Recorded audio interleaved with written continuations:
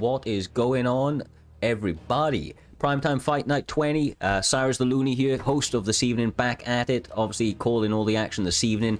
We are going to be joined by the one and only Doctor Who, the Damien Maya main, and the young gun himself, Ginger TMF. How you doing, my lads? Great. Doing good. We've got one hectic fight card tonight. Main event of Night versus Caliber. We're coming main Ginger versus Issue. This is bound to be a stacked card. Ginger, any fights stand out to you apart from Ginger? Apart from your own? But I say my own, but obviously what's that White versus East Side, Chief Dan, seen him coming up in the ranks, Kobe. Mystic Mark as well, he always is excited with striking. AJ Guy, a man runs 3 times on ranked, amazing fighter. Same with Podgy. Match with Cloud, he got a really fast knockout, I think 30 seconds, wasn't it? Yeah, I think that's right. Yeah, I think he holds like the quickest knockout on the plate. Well, in fact, within the promotion as a whole, he came through. I think it was his debut as well. It was one hell of a quick fight. He came out in style. He's always an interesting watch. Obviously, got the FSK boys back at it as well there with FSK Desire. He's going to be fighting Sachimo Life. The first fight on the main card, I should say. Obviously got the fan-friendly Pudgy making the step up as well. So many fights on. The fight nights are always pretty stacked, to be fair. And like you said, obviously we got TMF Ginger pulling the old Paul Felder, going to be on commentary with us throughout the course of the night, and then jumping out in the co-main event to take on a very dangerous opponent there, Ginger. You got EK issues for you, so yeah, that'll be one hell of a fun fight, especially in welterweight. Interesting to see what you guys are able to do, but the first one that's going to take us into the card is one that you mentioned a moment ago yourself. It's going to be your campmate, TMF Stepwise Bird. Gentleman that's been with us for a very long time. In fact, he's one of the founding members of the league. He's now obviously taking a step up back on UFC 4, trying to make a run at things, and first, Stepwise Bird up against Eastside. I'm not as familiar with Eastside, but from what I've heard, he's got some good all-round abilities, and he's going to have to do that this evening, lads, because Stepwise, being such a veteran of the game, he can really take the fight anywhere. He's got some good hands. His submission game is pretty sneaky, and obviously the ability to ground you out as well, should he need to there, Doc. Yeah, indeed. Stepwise has seen on multiple occasions come out, put on this heavy pressure, which is exactly what you want to be fighting against a grappler, possibly like Eastside. I'm not particularly certain how he's going to fight, but will Whittaker pick? I'm expecting a mainly karate stance, probably looking for a takedown later on within the fight. Although that being said, Gastelum is a good wrestler, Ginger. Yeah, me and Stepwise have been putting in some work on the ground, and we've been training, and hopefully I can pull this against Eastside, but I know he's no pushover, so I'm excited to see how this plays out. Well, they start us out quickly. TMF Stepwise, motherfucking Bird, trying to take the center of the cage, shooting for a double leg. Big overhand from that man already, obviously trying to make his presence known, but that's some nice movement from Eastside, already trying to, play the matador role, get out of the way of those big shots and takedowns coming his way, landing a couple of front kicks when he gets the opportunity, but Stepwise right back at it, driving right up to the cage there, Doc. And I believe that's when you tried to go for a turning takedown defense, and there isn't a turning takedown there. Is that right? Yeah, it is indeed. Like, that's one of the main things when you're grappling. You need to make sure that if you are going to try to defend a takedown, you don't go for a turning and end up just having a body lock trip instead. Here we see that reversal on Eastside lands some heavy ground pound. Has got to be where that stamina that does allow you an easy reversal instead, though. Stepwise takes a full guard, and now he's got an easy reversal into half guard if you can build that GA. I was going to say the submission was almost there for him, Ginge. I mean, when he gets the stamina down, he's always looking for it. That's why he rolls over to the guard. He's comfortable with his submissions. Obviously going to be looking to sink them in if he can, but has to be careful of the ground and pound coming his way from Eastside. Oh yes, I think he just has to look for a reversal here and from there, try and get a sub. This man has been working highly in the sub game with me, and I really hope he can pull off a sub tonight. But Eastside is showing some heavy ground and pound, and he's using it pretty well. He just needs to be aware of his stamina, and he should be golden. Nice deny there from Stepwise.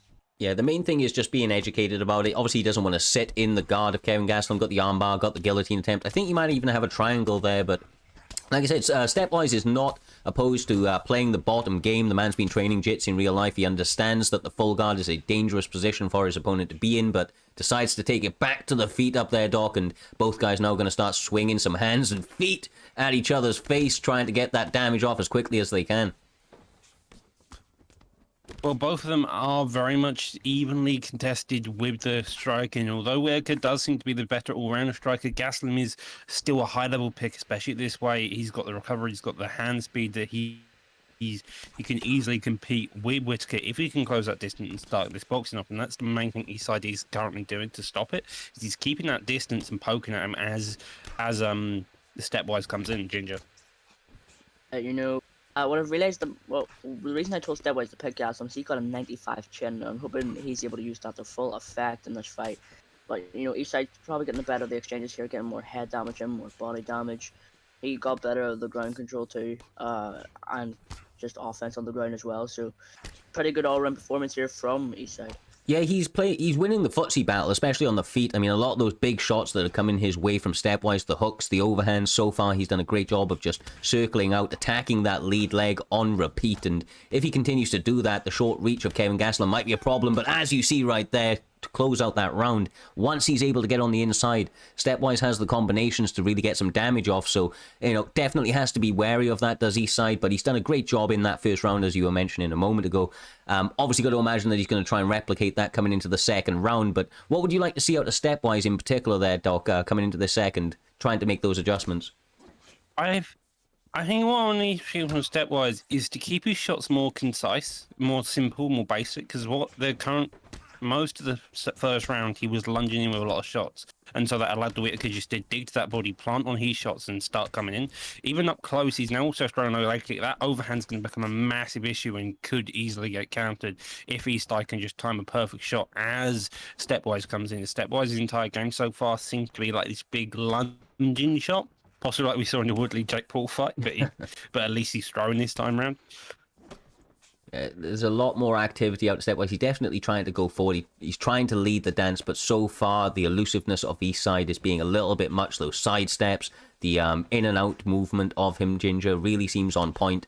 Stepwise definitely needs to make some big adjustments, just like that right there. Be a little bit more calculated with his shots. Maybe secure a takedown and work the top control if he can. Wise is whiffing a lot more shots than he should be right now. And a lot more body kicks from in the pocket, and that's very dangerous. Lovely head kick there by Eastside, but he just needs to be more calculative with shot. Stop whiffing. But say that might have been a knockdown, but yeah, he needs to be more calculated. He needs to know when and what to throw, at certain times, and he just needs to. I say he just takes. That's a big rock from Eastside, brother, and he sits him down with a lead body kick into the straight.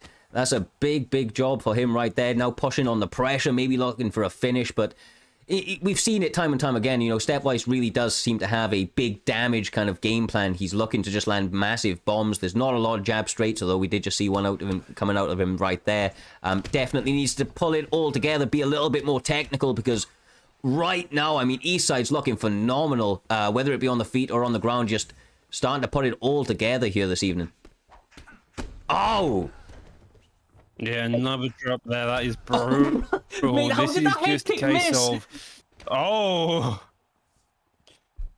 The tracking on this game, I think, as we both know, Looney is just a bit peculiar in some cases. Both of them throwing wild head kicks, missing. Gastelum quite Whittaker's got the high stand, slips to strike and gets another knockdown. Now jumps on him with a minute left on the clock, and Stepwise taking some heavy ground around here. His block is bad existing. Gets to reversal though. I personally would have went to your armbar there. No, instead goes to... I think you're probably right there, Ginge, brother. Sometimes just isn't enough. I do think you're right, Ginge. The actual submission was probably his best bet. Not enough time on it now. Obviously trying to go for the ground and pound, but that stamina allowed his opponent, after a nice little defense, to get the stand up. Looks for the front kick and sends him to hell. Unfortunate for Stepwise, not his night this evening, but that is all the case of Eastside. That man showed up this evening and showed out. My God, what a crazy finish to start out this card. Wow. He was performing there from round one right to the finish, and he wanted to show PrimeTime I can do it on the feet too. Like you said, he's a grappler, might be turned striker now, because that was superb striking in that first and second round. Really was, brother. That was an impressive performance from him. I mean, he seemed to have got Stepwise a little bit frustrated from the very get-go, and that maybe led to some of the big overhand attempts, even in the center of the cage, that we were seeing from that man. Obviously, I expect that he's going to be back better than ever. He always is. Doesn't really kind of dwell on those losses, too much, does good old Stepwise, but that was a tough one for him. Eastside definitely seemed to be showing up very, very nicely in that fight. It does take us very quickly on to the next one, though. I believe this is a PlayStation bout. We're going to be seeing a gentleman that I was just talking to in the chat, funnily enough, just before the card. Underworld making his debut, I do believe. Underworld 911I up against Doomslayer _NWO.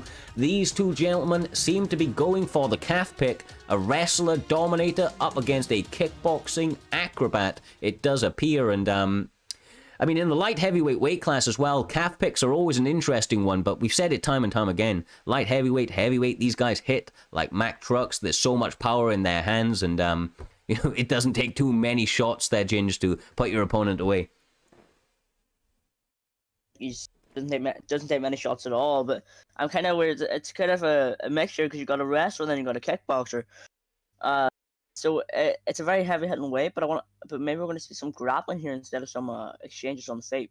Yeah, very, very well could be right there. And I think you may have saw it, Doc. You know, last time I was actually playing UFC 3 personally, I believe it was AJS the Pug that jumped into the chat, told me to use a calf, told me to use the Dominator wrestler type, archetype, I should say. And when you do get your opponent down from anything from half guard forward, the amount of strikes that you can put out in those positions are absolutely phenomenal. Just, you know, chaining those strikes together and maximizing the damage output. But obviously you've got to get your opponent there, and I imagine Underworld, knowing his opponent, that, you know, going for that wrestler pick, is going to be very, very wary of that takedown.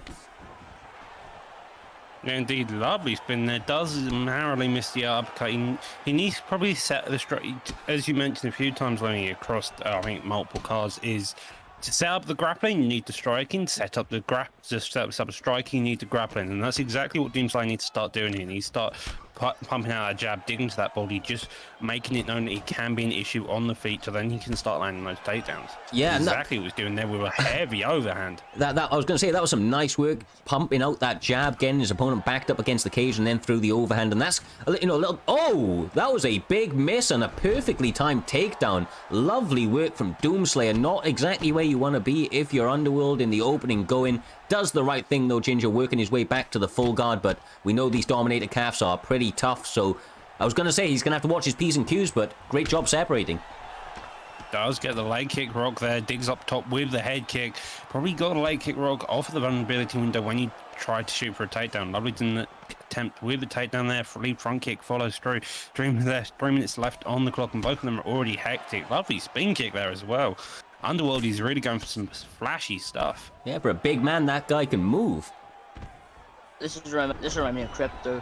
Every time he just oblique leg kicks and the spinning kicks, and it's just crazy.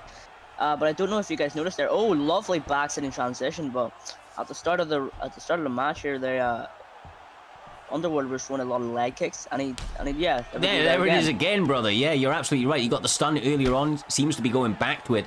Those kicks are landing very, very heavily on his opponent, throwing out a bunch of oblique kicks as well. Got to be careful on those big misses with the knees and the spins to the body, though. We saw his opponent capitalize on it a little bit earlier on this evening, and if he decides to go for the hands rather than the takedown, especially in these heavier weight class, he can send his opponent to the nether realm very, very quickly. Big overhand, jeez.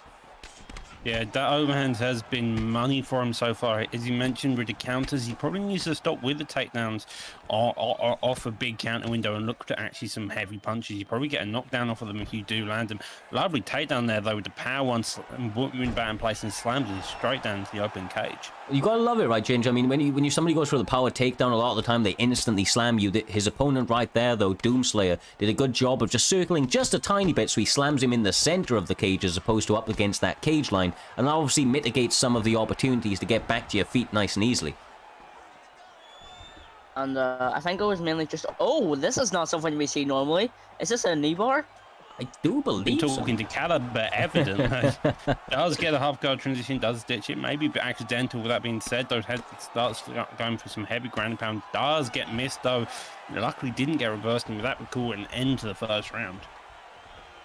Not bad work at all. Both guys having moments of success. I have to say, obviously, the biggest damage coming out of the Acrobat over there. Underworld doing a great job of attacking the leg, as you alluded to, Ginger. I imagine that's got to be his game plan as he goes back to it instantly and gets a big knockdown. Is that considered a knockdown? Yeah, he kicked his leg out from under him. That's a knockdown. I believe so, yeah. Kinda, but like I said, it's one of my game plans myself. I love working the legs. It takes out the punch power, it takes out the... I think there's some things to grappling too, but if you do it right, it'll just work off really, really well, and it's working off really, really well for Underworld. Needs to be careful that side kick though, because it can be dangerous when circled. Lovely kickboxing combo though. Yeah, I'm loving the creativity in this man's kicks. You don't often see it, especially out of a bigger man. I mean, he's a heavy-set gentleman, but he is throwing those kicks up there. Obviously, the flexibility, not a problem for Davis over here as he gets a nice little slip, misses on the counter. Doomslayer, obviously, all pressure, but walking onto big shots there, dog. Yeah, you can really tell that Underworld is starting to get a flaw in here, and this is exactly what Doomslayer wants, getting him out of the comfort zone, getting back on the ground, just trying to work. So far, though, he's had a bit of difficulty working on it. Doomslayer's been a lot more active, managed to find a ghetto a bit like Derek Lewis. That being said, he pulls him straight into half guard, and drinks left on the clock. This is a lot of time for Doomslayer to start working. Does get the reversal, though. That's massive. For some ground and pound here. Yeah, this could be it. Oh no, he decides to get up. I want to see him work the legs a little bit more. Maybe. You know what? This could be the first. Oh my like god, bro! Those leg kicks, Jins, you called it at the very beginning. They are absolute savagery. Call me Mystic Mac, because I predict these things. This is beautiful, just beautiful leg pressure, and again going out of both legs, right and left. This guy's not going to be able to walk by the time this fight's over. Oh, I mean, that was a big miss right there. But like you say, man, a minute 50 left on the clock as well. I mean, he's done a large amount of damage to those legs. And even though he switched stance, I mean, it just means that he's offered up the, the other leg to be chopped at as well. And obviously, he's going to have issues throwing leg kicks of his own, as one check could end the fight. You know, the checks have massive, massive impact. You know, I think Oh, one check. Jesus! Oh my gosh, he just got nade in the head. This guy is showing that in the striking world, he is levels above right now. He had an overhand at the beginning, and then that obviously woke this man up as he continues to plod forward, landing kick, landing punches, every single which way that he wants to. Maybe a little bit of frustration got to be setting in for Doomsayer right now, and I can understand why, you know, the game plan not going his way, but answering with an overhand, Doc. Nice work from him. Yeah, the overhand of Doomslayer has been one of these major keys. He is starting to get a bit of a read on it. Ducks to head kick, narrowly avoids getting countered. Wild head kick fired back, and both of them are now just trying to play a kicking game instead. This fight's really just it's not dominant, but it is controlled. It is controlled by Davis, and we've seen him outstrike him on the feet, but I want to see a bit more on the ground, because I feel like he can outstrike him on the ground, as he got that reversal from half guard, which you obviously can't get a reversal without a denial.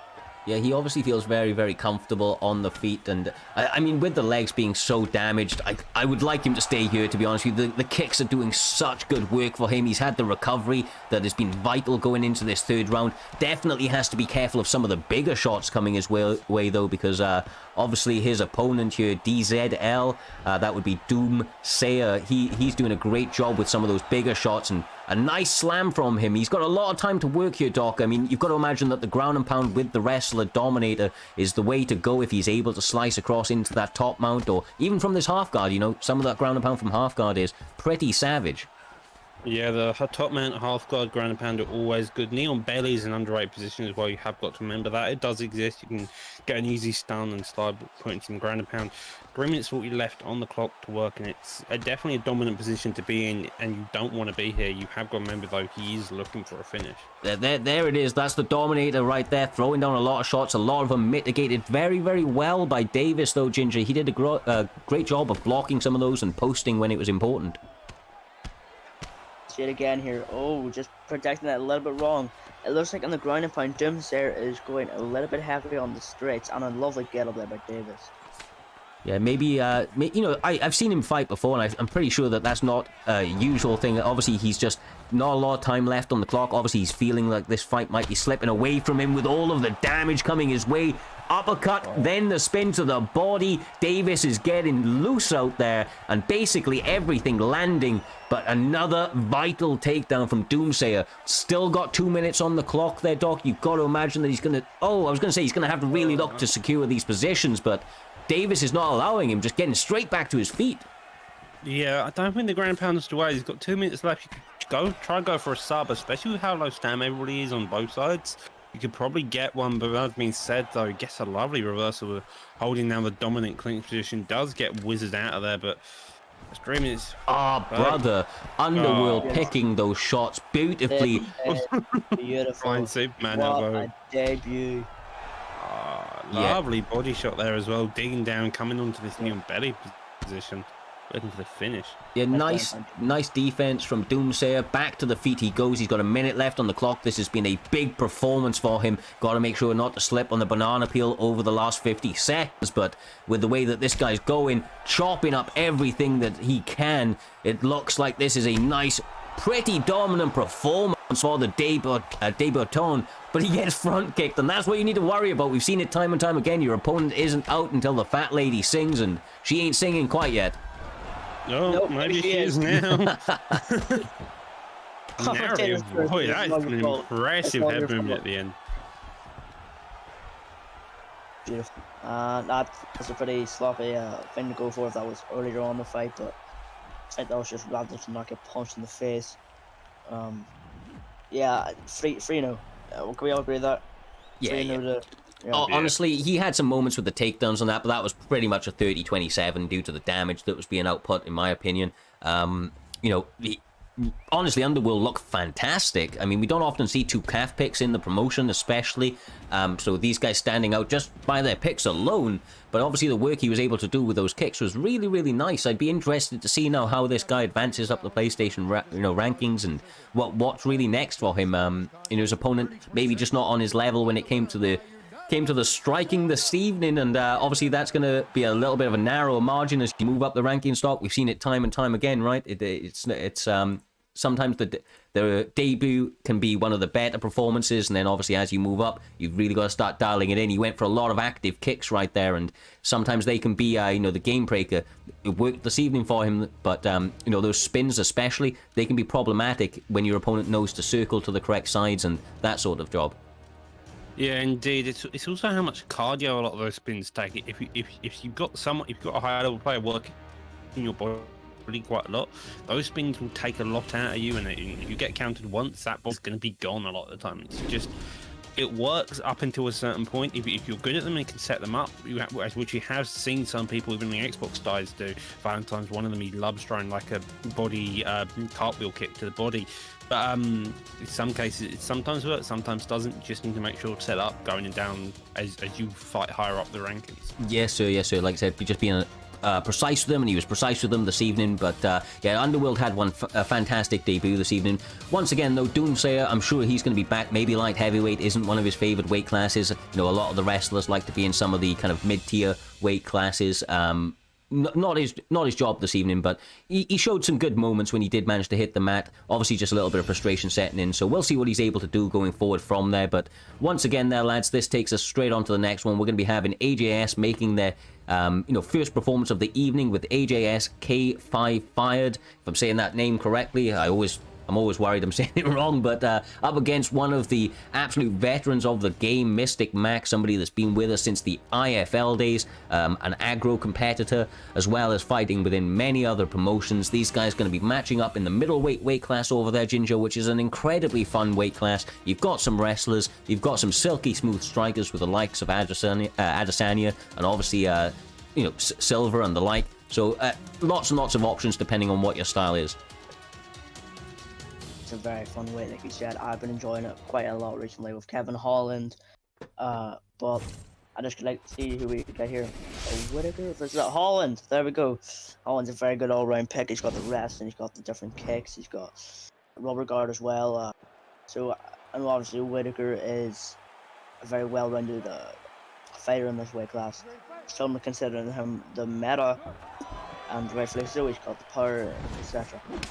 Yeah, I mean, like you say, Holland's power is pretty scary. You don't often see people getting knocked out, or knocking people out from your back. I mean, it's not going to happen in the game, but it just kind of accentuates how much power that man does have in his hands. And even in his feet, he's got some nice kicks to go with it as well. But Whittaker, one of the more, well-rounded fighters that you could possibly pick in the middleweight weight class. It's why you see so many people pick him. Look at the leg kicks. You see them snapping out there. Excellent check, though, from Holland. And that's pretty vital, Doc, making sure that you get your opponent off that game plan early, ensuring that they cannot continue to just chop at that leg at the early goings. Yeah, indeed. Checking the leg kicks early on is one of the biggest things you have to do when you're starting out a fight. Someone's going to throw them. If you get one or two checks, it probably means you're not going to see leg kicks for the rest of the game. Holland's also got a 95 chin, so anything Whittaker does throw, he's got to work through that first, and that's going to be difficult, especially when Mystic Mac is actually staying very good on the block, and K5 is mainly throwing double uppercuts to even threaten against the chin. Those front kicks, they're coming out so quickly, Ginge. You've got to imagine that they're getting a little bit scary. A slip has got to come his way, right? Oh, nice takedown. That's probably not the best thing to do over Holland. Oh. So pretty denied there from K5 fired. Now, once again, I mean, Holland has got some jiu-jitsu. He doesn't exactly have the greatest takedown defense. Utilizing some of that jits right there, slipping off the center line, getting a reversal, but instantly flipped back. Great work from the AJS campmate right there. Sinking in a submission on Mystic Mac. We know Mystic likes his striking, likes to work behind that jab. Sometimes the ground has been where he has fallen a little bit short. However, the takedown defense does seem to be holding up, and thus, K5 fired does decide to bail on that. Yeah, indeed. Well, K5's attempting some good ground pound lobby, get up into the full guard, does get the rubber guard at Holland, and this can be a risky position. You can get one denied, you've only got a good option to either keep him or work the body or work the head. Does go for the reversal though, and now Max on top. It's interesting seeing him grapple for once. You know, seeing it was a nice deny there from K5. Goes for the armbar here. You need to be careful of that slam though. I was going to say, but once you get past that slam, it's actually a really strong submission, in my opinion. You sometimes you can get the ability to rain down some shots as well. Like you said, this is where you've got to camp it out, but the escape was just imminent. Holland was all over it either way, whether it be the slam or not. The escape was very, very close. Good job on slicing across the half guard, and it looks like he is happy to rain down some strikes before the separation. He's got to be a bit careful though, Doc. I mean, his stamina is getting a little bit worrisome. He seems to be unloading even when his stamina is a little bit low, and that can set you up for submissions, can set you up for some big shots on the feet and all sorts of problems, although now he's landing them pretty well, as I said that. Yeah, you have got to be just wary on your all-round game. Holland's got the length. He probably needs to use it a bit more. Wow, that's a lucky taunt. We're seeing everything here. That was a really nice loving 1-2 head kick there. I seen him go forward and I planted on the head kick just to make it a little bit more faster, which is a very smart move in my opinion. Yeah, no, it's key. Those little kind of subtleties to the game, whether you have moving strikes, moving head movement, or even if you're planting on your strikes, obviously planting on them has their advantages, so does moving with the shots as well.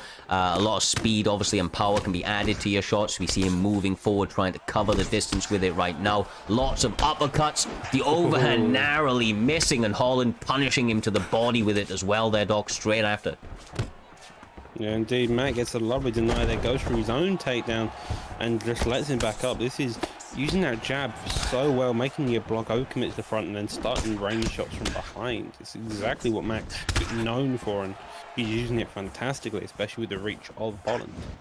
He's seen some really nice block that can come with from Mac, and if he can utilize them just a little bit more, this fight could be over very soon. And I believe we can, because this is only sort of the fight. If we're only 1 minute 15, 25 even into the second round. So.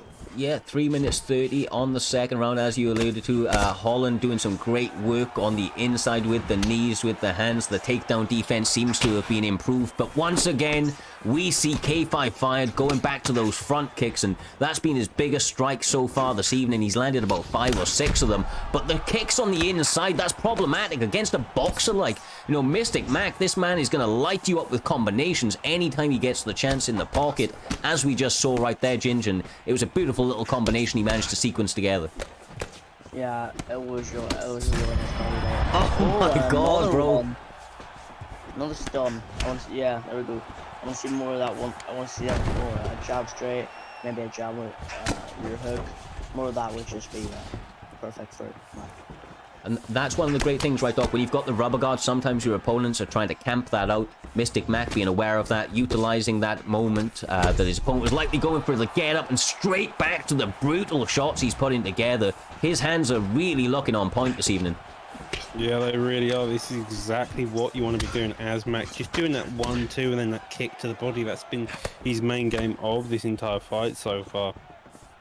You'd think Mystic Mac would have the read on the front kicks, to be fair, but it's not saying much like, oh, there we go, he probably thought he was going to throw one there, never mind. And I threw another one. He's got to be wary for them, because he's throwing them, well, he's always backs out, and then he comes back in to throw it, so maybe he can get a read on that, and next time maybe he can go for that slip straight or something. Yeah, right now, he's using some good head movement right now, is Whittaker, although those jabs being a big problem for him. We see that Whittaker's nose is pretty busted up due to those jabs and straights that are coming his way. Mystic Mac really been going to the drawing board and working on his boxing again. We've seen him come out in recent performances utilizing a little bit more grappling, but this is where his bread is buttered. The beautiful work on the feet, although we know how hard that oh, never mind, get stunned. That's massive, my man. Yeah, that chin health of it does narrowly avoid a head kick getting the knockout, and with that calls an end to the second round. Mac holding the dominant performance, just poking out that jab constantly, always being there, finding a home for it. Well, because he's seemingly trying to go for front kicks throughout the last 2 rounds, and he just can't seem to get anything going, Ginger. We've seen a very good use from Mac with a slip straight, the jab straight, and hopefully we can see it again here, because he always used at the right boxing range, and every time he threw it, he was rewarded every time. K5 fighters to get a read on them, I say, before it's too late. Oh, and a lovely double uppercut. This is kind of what he needed, right, guys? He just needed to turn up the pressure, start to go into some fundamental boxing of his own. He cannot allow Mystic Mac to go first and work those jabs, because every time he does, that block gets overcommitted, as Doc mentioned at the beginning, and something comes around the side to put his, to put his ass on the mat. Yeah, indeed. He does want to back up, especially when you give Holland distance. You're allowing him that range out. Holland's very much a length fighter. He's an outside fighter. If he's on the inside, he can't do much, and that's exactly what you want to be doing as a Whittaker. Yes, your head health may be low, but you have got the ability to hit him first, and that's exactly what K55 needs to start using. Head kick wonderfully hits, and now clinching him up, trying to make this a dirty fight. And I just want to put this to you real quickly there, Ginger. I mean, obviously K55's head health is definitely problematic right now, but oh, I was gonna say, that... Never mind, he's getting sat down. Forget the question. Let's just see Mystic Mac do his work. See if K55 is able to answer back, because maybe not. Oh my god! Get my body back. Mystic Mac turning the hell up this evening. Those hands looking fantastic, utilizing the power of Holland, beautifully getting off first from the very beginning of that bell. Obviously didn't like the front kicks coming his way from from the Whittaker pick right there, so decided to go full savage mode, activated that shit, and look at that kick. I mean, that was to the back of the head, but face down on the canvas does Whittaker go, and a great performance from Mystic Mac. Not much can be said about it. Absolutely perfect. Just the jab straight was his bread and butter in that fight, and he used it really well. And the exact right rages, and it showed right there. It really did, brother. It really did, and that really shows you why an educated jab is so useful. In a combat kind of sporting, whether it be boxing, whether it be MMA, it's a little bit of an underutilized technique as a whole. We've seen Mystic Mac for years now. I mean, he's been with us for maybe 3 or 4 years overall since the early IFL days. Like I mentioned, his ability to use that jab and use it so well is absolutely terrifying for his opponents, because he uses it to not just set up his bigger shots, but to find that distance and really work it in any which way that he needs to. And that's what he was able to do this evening. Just looked very dominant, in my opinion. Like I said, some big front kicks, right, Doc, from his opponent. K5 fired. He had a couple of moments outside of that, but the jab really was the tail of the night. Yeah, it really was. K55 had tried to come back, but he just couldn't get anything going. Whilst Mac, on the other hand, as you mentioned, just had that jab to use. It was always there, always making itself known, so it kind of stopped anything K55 could get going in its tracks. Yes, sir. So this is another big fight. It's one that I was interested in seeing myself personally. We're going to be having Lethal Weapons Reaper taking a fight up against a very dangers Cheftain, I should say. Or Chieftain. There you go. You've typed his name wrong for me. I do apologize. It's not Chef Den. It is Chief Den. No, this man, part of the Platinum crew overall, the Platinum VIP within the community. He has been a savage, being shown that he's got fantastic hands, and entertaining watch, and calling out many opponents. This evening, he has the Lethal Weapons, faithful in Reaper. I believe we actually saw Reaper taking the step up right on very short notice on Saturday, Doc. Is this the same Reaper? I believe so. It was the Reaper who took up a short notice on Saturday. Right, yeah, I think it was. So, I mean, obviously that didn't go his way. He showed that he had some great grappling, and that maybe seems to be the way that he's going this evening. We are seeing a Kamaru Usman pick up against Vicente Luque, if my eyes do not deceive me. Oh, never mind, they're switching it up from what I'm seeing. I think it's a mirror match, Vicente Luque, but I'm interested either way, my guys. I know that both of these guys have fantastic hands. Oh, no, he switched back.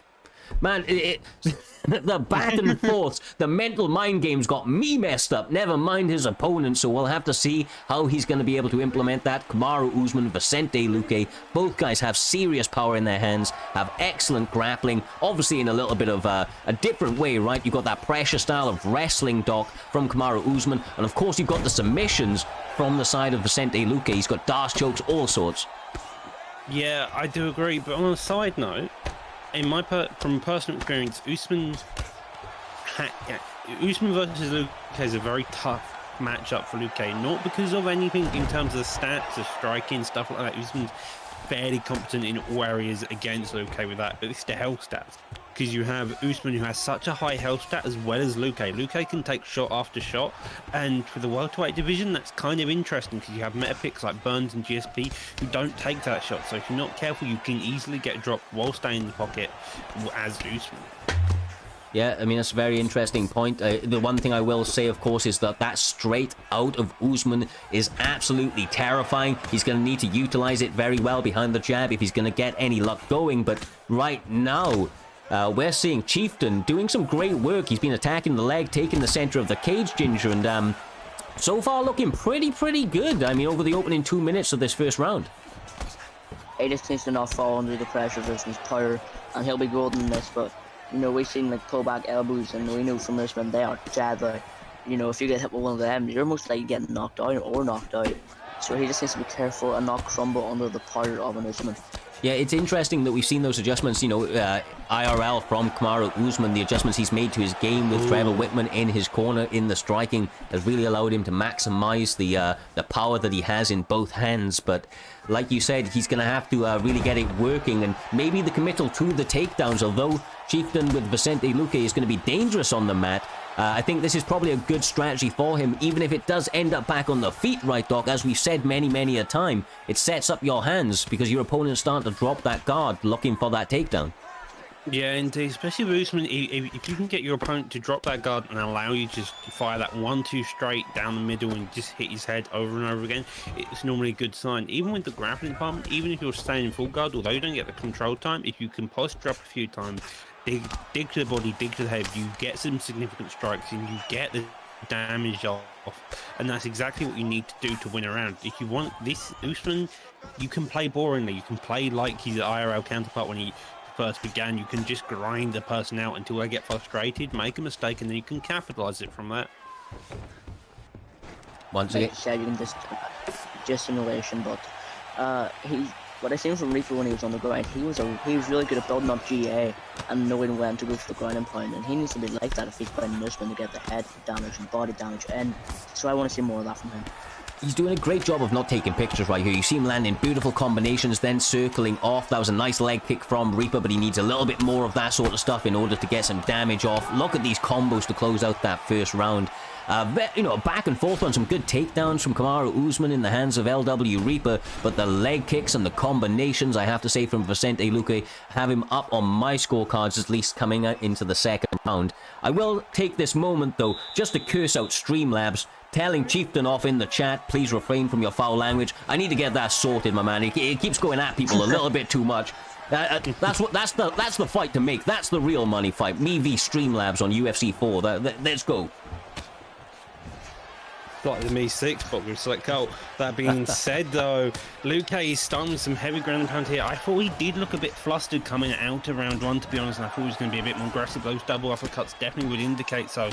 Usman staying calm. He probably needs to fire back a bit more, especially going from round one. Ducks the head kick, but also blocks it at the same time. Interesting choice of this game. Pull elbow and pull elbow back. A minute into this round already, and both of them are just throwing bombs at one another. One thing I noticed that you don't normally see of a Luque versus Usman, Usman has lesser permanent head health, And that's pretty good from Chieftain, showing after he just got ground and pounded for about a minute, and he just came back and he got the head damage right back at him, and even got a really big advantage at it. And he's still going at it. Yeah, I think it's a lot of it was to do with those combinations, right, to close out the first round. He just really started to sink on 5-piece combinations, and right now these uppercuts, I mean, 3 uppercuts, another 2 to go with it. There's taxing his stamina very, very heavily, which he has to be worried about. Just a little bit. Kamaru Usman has cardio for days. He does not get tired. So, yeah, you know, these uppercuts, although they're doing some great damage and it's bleeding through, maybe not the best strategy for the full 15 minutes. Gonna have to tighten it up or make sure that he starts getting around those blocks. Otherwise, this takedown is going to become a little bit easier and easier as the fight goes on there, dog. Yeah, the takedown can be on the feet, though. I would suggest Reaper to start hunting that pullback, because it definitely seems like Chieftain is trying a lot of rounded strikes, looking for purely to go around that block after it's overcommitted to the front. And so with that being said, that's possibly an opportunity for Usman to start looking for a shot on the feet, though. We say that as he goes into full guard, Ginger. What I saying, a lot of he's trying to be ground reliant after Chieftain is that's what the community will call block breaking. But I think it's just panic wrestling. Chieftain's making you shoot, and it's really not a good way to play the game. You need to make calculated takedowns unless you know you're able to get that takedown. So I don't know if you guys would agree, right? The stamina is becoming a little bit worrisome for Chieftain over there, but he's actually shown that when he hits the mat, his denials seem really, really on point. I wouldn't even mind seeing this man go for a takedown of his own. Otherwise, he's going to walk onto something like that, Doc. Jesus, brother. That's exactly what you wanted. That pullback elbow, I think, has got the clip. I think maybe even got body stun there. Does get his knight on the crucifix. 40 seconds left. I think Usman may have just stole the round there, Ginge. He did there. That was really good analysis. That was really good reading there by Reaper, and it showed because he knew when to throw them strikes and what to throw after to get that knockdown. So that was really well played by Reaper. Yeah, he gets the big slam with it as well. And, you know, something that's going to be really, really interesting to see how this third round goes is that after that big knockdown, after the big stun, and obviously all of the combinations that Chieftain was throwing out at the, you know, first round and throughout the opening part of the second round, his cardio's looking a little bit worse for wear, although he does have great recovery. You know, Usman also has that recovery to go with it, right, Doc? And going into this third and final round, you've got to imagine he's going to be the fresher of the fighters and maybe going to be able to put his foot on the gas should he want to, whether it be on the feet or the ground, and really, really put it on Vicente. Yeah, again, as you mentioned, that stam, I didn't think it would be a massive issue, but now looking at it and looking at the end of the second round, I definitely agree that Usman is looking like the cleaner fighter here, just purely based on the stam. He's definitely that straight, he's making him overcommit as well as he goes down the back barrel, Luque. So this could be an easy round for Usman to secure. Was another pullback elbow. I say you need to watch out for them, and he's using them perfectly. But yeah, like you said, he definitely stole that round at the end there, Doc, and it was a really good pullback elbow. Was it a pullback elbow? I think it was. I think you're right, but a front kick.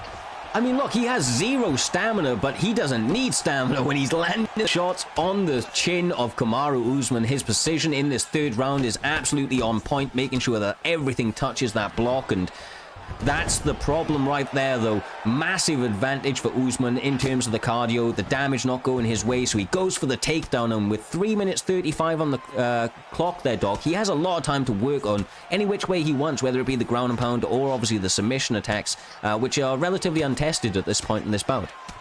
Yeah, they are relatively untested, especially for Luque. Would be maybe a good idea to go for them. However, the low stam does exist, so it's a bit difficult to get the actual stam advantage. With that being said, though, Usman's now grounding his body to the point where it's blinking. Lowering the stand, does attempt to guillotine, but does fail it. I think that was the sprawl. I think he's trying to build it up to get out. He knows that obviously Chieftain has had absolutely on-point transition denials up until that point, Ginger, so trying to get the sprawl to build up some GA on his own, maybe take that back. Obviously not doing right there, and they find themselves back in the striking realm, which, you know, what would you say if you're Reaper now, Ginge? He has to just really turn it on, right? Has to go full combinations because he's allowing Chieftain to go first, and with this little stamina that, you know, he could really just decide to overwhelm him should he want to. I actually wouldn't stay up striking. I would take it down and go for top mount. As we know, Usman is very powerful. He does not. He and Chieftain have some stamina. There's not a very likely chance he would get the get up from the sway. So if I Oh, would there go it on a is. Catches him on vulnerability right as he's coming in. The stamina was not there, so even those 1 or 2 shots got him a little bit gassy, and that knee to the body was perfectly timed. But now he has to turn it up. This is his moment to turn on the pressure. You do not want it to go to the judges' scorecards. We've seen how inconsistent they are. We've said it too many times. The most consistent part of the game is the judges, in the fact that they are the most realistic part of the game is the judges, due to the fact that they're so wildly inconsistent. So you're going to want to take them out of it if you can, and with this much cardio, 55 seconds left on the clock, you need to empty that shit right now. Yeah, you really do need to just get the ground pound going over and over again. 40 seconds left. You probably skilled around with the victory, but it was always nice to get that finish, as you said, just purely due to the fact judges are a bit inconsistent. Does get denied. Lovely job there by Luke. 20 seconds left on the clock, and he does get denied from the sprawl guard fall. Goes for the arm jog. Probably just to secure the rep. I don't think that was the round for me, though. I think Chieftain got a stun, didn't he? I think you're right. I think Chieftain got the stun, and he got the first round as well. So, I mean, probably not the right choice to close out the third round, but we never know. Like we said, this is when the judges come into it. Oh, you are right. You are right. It's hard to call it, brother. So much action going on. You never know. We'll see how the judges score it, of course. They're the ones that count. They seem to be showing a lot of highlights of Kamaru Usman. So maybe the lethal weapons faithful in Reaper has managed to pick up the W here this evening.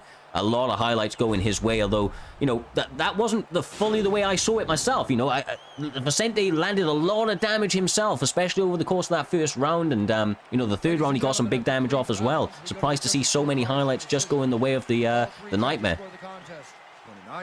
Well, I would give the first round to Luke. Luke had a strong first round, but it seemed like Usman was just getting a bit more flowy, then was getting very much over-aggressive. And that being said, the judges do give it to Usman. Yeah, good win for him, man. That was some adversity that he had. Like we said, a big start from Chieftain. He came out with combinations for days, but not his night this evening. That man is a legend of the community right now, calling out people left and right. Obviously, like I said, he's one of the Platinum crew as well, so major contributor to the league in and of itself. So I'm interested to see where he's going to go from there. Tonight is all about LW Reaper, though, picking up a nice W after that, step up that he took on Saturday. It was a 29-28 across the board. No split decisions on that one. I'm not going to waste any time with you guys, though. We are going to move straight on to the next one. We are going to be having Random the One taking a step up, fighting a previous Xbox contestant, now a PlayStation contestant. I believe this is his second or maybe third performance doc, if I'm not mistaken. Kobe stepping over onto PlayStation. The man has shown that, he has the skill no matter the platform. I think he may be even undefeated since he's gone across to PlayStation. Am I wrong there? I mean, if you can recall. I will check now. Cool. Yeah, but I'm not 100% sure, but I think he is undefeated since he moved across there. He's shown to be a really... He's not... He's a very, very well-rounded opponent, though. One-on-one. Okay. There you go. But he has sort of a high-level opponent in the means of JME. JME is nobody to scoff about on the rankings, to be fair. So it's always good to see that Kobe is now coming over and looking to make a comeback against Adesanya. Yeah, Israel Adesanya for Random the One. Kobe has gone with, obviously, the favored pick of this weight class in Robert Whittaker, the Reaper himself, trying to get some justice back in this performance, see if he's able to get that one back up against Izzy. Obviously, this game, though, it is a little bit more tilted towards the kind of Whittaker playstyle, at least in my opinion, right? He has the boxing, and I feel like boxing over kickboxing in this game definitely seems to favor a lot of people due to the cardio that you're able to reserve, and obviously the combinations you're able to get on your opponent's block that can make them overcommit there, Ginge. Yeah, like you said, it's mainly a boxing thing, but when Kobe was in TMF, he had some of the nicest boxing in the camp, so, and relatively good grappling too, so he could take this down whenever he needs to, and we all know as his grappling isn't the best. So, yeah, like I said, look at this boxing, it's really nice here. He's really slick with it, and he knows when to hit and not get hit. Yeah, he's done a good job of blocking. I think it's 3 of the 5 leg kicks coming his way, and the combinations on the inside are absolutely crazy. He's planting on the feet, throwing 5-6 pieces, letting them rip, Doc. I mean, just not wasting any time with those combos on the inside. Yeah, Random's just having a difficult time. He doesn't particularly know what to throw when Kobe's on the inside. When Kobe is, though, he's landing every shot in the book he can. Lovely job by Kobe. Just even you see him open it in that block and then sneaking shots around. Goes to the pullback, doesn't get the pullback, sadly, though. You know, Kobe has actually went for the Oh legs, my god, a bro. little bit of the body and the head here. This is a very well-run attack, mainly meant to target the Oh head. my god! Kobe's just knocking it out of the park. He's throwing 3-pointers out here. Just phenomenal work, Ginge. Wow. This is just perfect pressure boxing, you know. This is stuff you see from high-level ESFL competitors. So, you know, so this guy is just, he showed up today and it shows. Look at this. It's just perfect boxing from the exact right ranges. He went for the nice leg my damage. days, The body brother. damage and more knockdowns. Yeah, Whitaker right now absolutely scattergunning techniques all over the place. Kicks to the body, punches to the head, the body, chopping up the leg as well. We see the left leg a little bit compromised of Random the one. He needs to get something going. He seems to be marching a little bit too forward, Doc, for my liking, does Israel Adesanya. He needs to start to utilize that range a little bit more effectively. Use the teeps, use the leg kicks. Those front kicks are not doing the job on Kobe so far. He seems to be way too aware of them. Yeah, that's the thing though, it is that you need to play the range game. You can't come on the inside and start trying to box it. Whitaker up. Even Whitaker's intense style when you're fighting is coming, so he's making it dirty and making sure to do it. Whitaker sends Israel Adesanya to the land of ghosts and whispers. An absolutely phenomenal performance. That was a fatality. Effectively, you know, it was one of those flawless performances. He basically didn't get touched for the majority of that fight. A couple of leg kicks played through, a couple of shots on the inside. I think an overhand to start it out. But when Israel Adesanya pressed forward into that range, he knew that he could plant on the mark that he was, stand on that napkin, if you will, rip 5, 6, 7 punch combinations, Ginger, and every single one of them was hitting the mark. That was a crazy performance by Kobe's. I think that was, he just turned Super Saiyan. There was no way that man wasn't like ready before that fight. Because if that was a first game fight, then this guy is going to be something serious in the community, and he already is. He was big in the Xbox community. Now he's went over to the PlayStation to prove his worth there, and he's doing a really good job at it right now.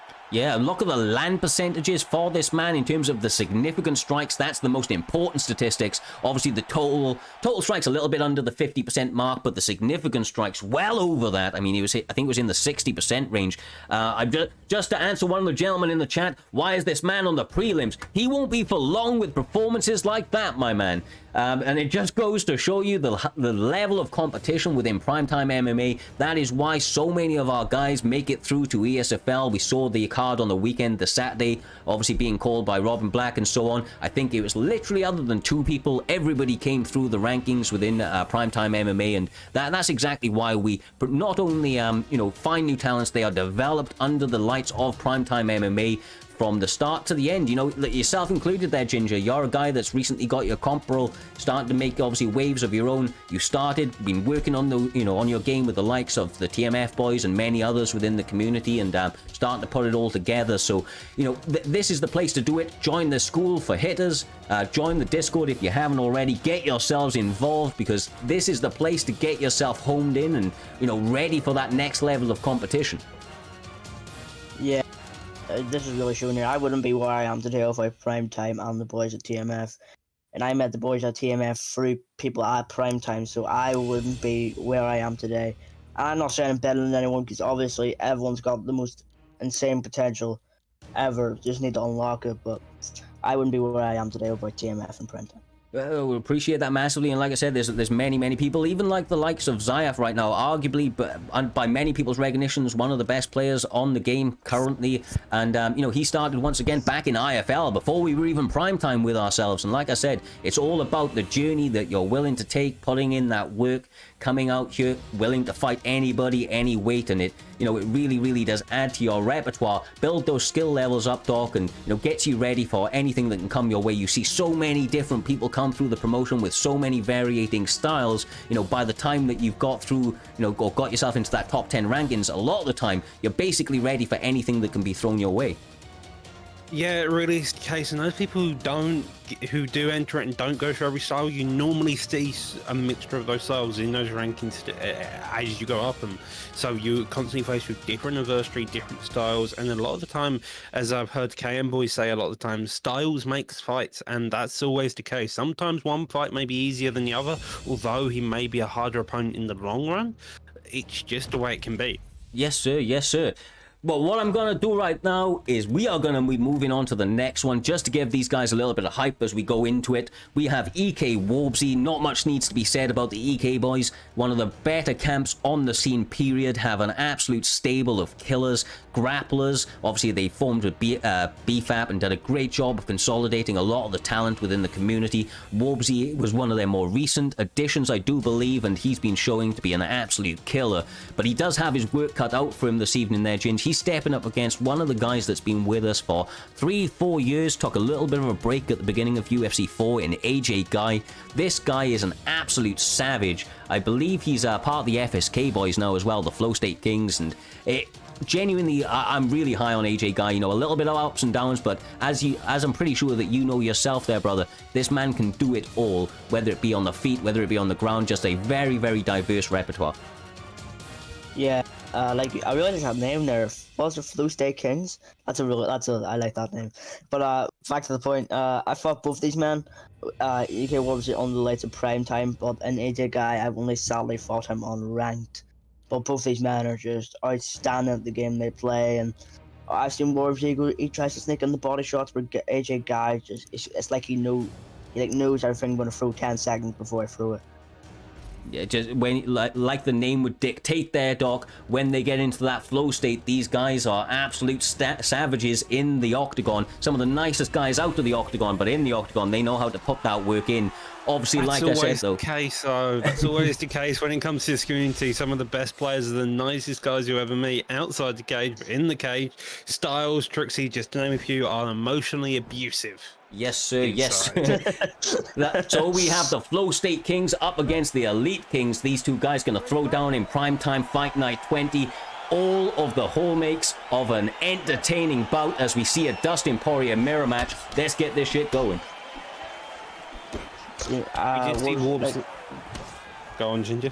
No, you go first. You go first. I was going to say, we did see Warbs come out with a Poirier pick in his last debut against Steve McGregor. He did a fantastic job staying on the back foot, and so far that seems to be what he's doing. He's letting AJ Guy come to him. He wants his pressure on him. He wants to look for that counter. Yeah, you know, this is what Warbsy tends to do. He tends to let you come forward, and then when you're coming forward, he likes to strike you instead. He has very slick body strikes, like I said before, and if he uses them to his advantage, this could be a very easy fight to win. But AJ Guy has no pushover, and he won't let you do that game plan very easily at all. Yeah, indeed. AJ, both of them peeking out with the jab. Lovely counter hook by that. Lovely slip, though, back in the fight. Both of them are doing it. Lovely takedown attempt there. Oh. They're there, but fuck it. Words. Well, like I said, the body strikes will be improved. It'll be a little bit easier to commentate if we can see the stamina bar, but, you know, we're not that lucky at prime time, so... we're seeing some really nice that lead hook is landing over and over. The takedowns probably aren't doing AJ Guy the best of the damage. He probably just wants to keep us on the feet and just look for that lead hook. It's honestly amazing how much you can use the lead hook as a jab in this game. I find that some people just are prone to it, and so you can just constantly fire over and over again. It seems to be a case that Warbs is also prone to it. Every time AJ Guy has come into that pocket, Warbs has just been met with a lead hook. Yeah, and it tends to be a problem. I've seen that a lot when I'm fighting on ranked or when I'm fighting in league fights. The lead hook tends to take a lot more permanent damage than any other strike when it's the first strike thrown. I don't know if that's like someone in the game mechanic or it's just a coincidence, but oh, that was a really nice kick, Doc. That was a lovely duck there. Gets the knee off the break of the clinch. AJ Guy now been knocked down twice and stunned again by the front kick. Oh, Jesus.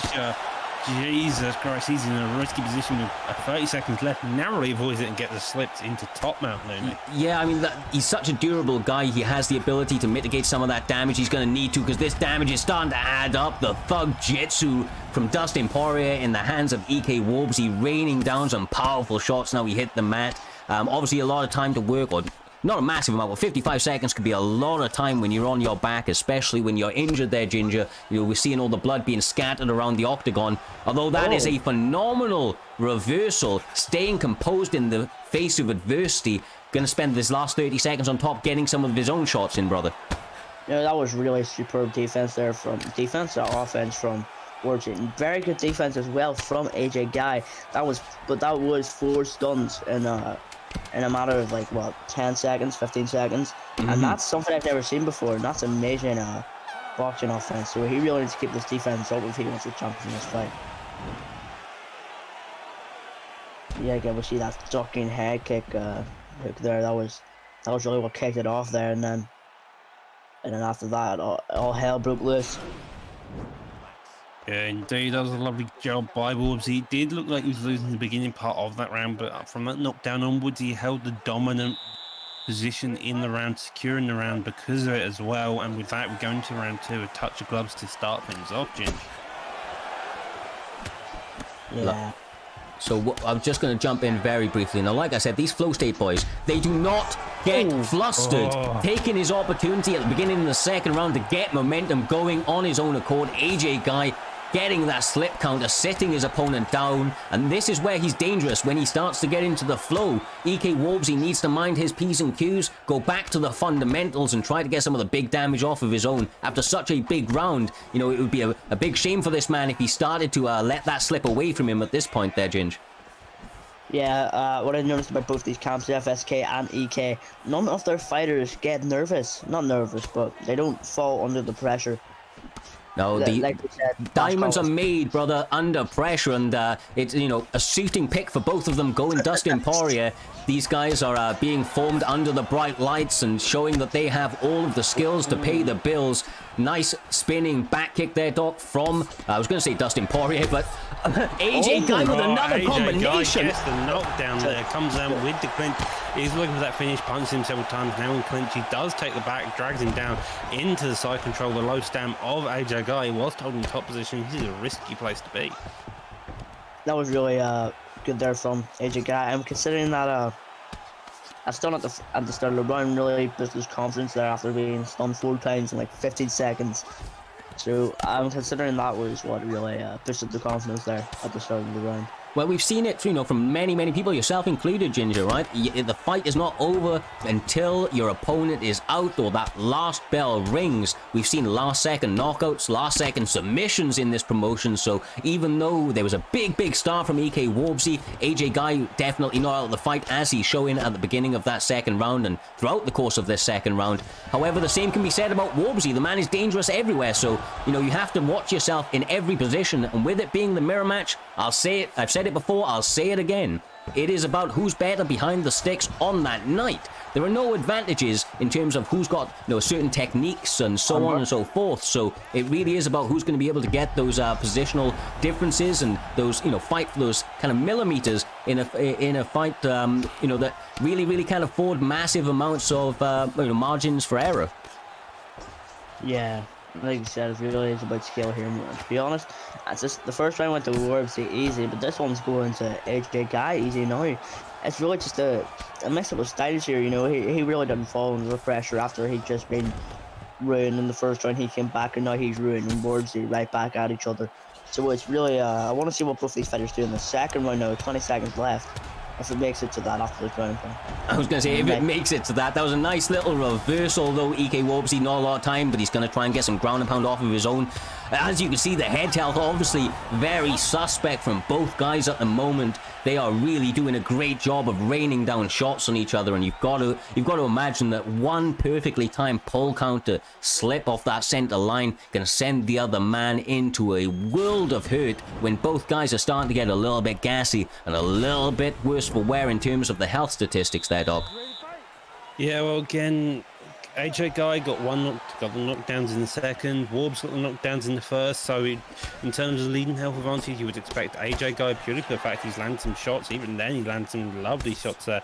His body keeping that distance. He's probably just looking to now starting to pick apart Warbs. Warbs trying to fire back in some aspect. Does tie whip him, dig into that body a few times. Probably wants some payback for the tie whip he did it earlier. Brother, that slip off straight, Ginger, has been money for AJ Guy this evening. He's landed it with absolute, brutal intent each and every time. You've got to love it. This is the primetime guarantee, my man. Entertainment from bell to it's been the bell. whole entire tank.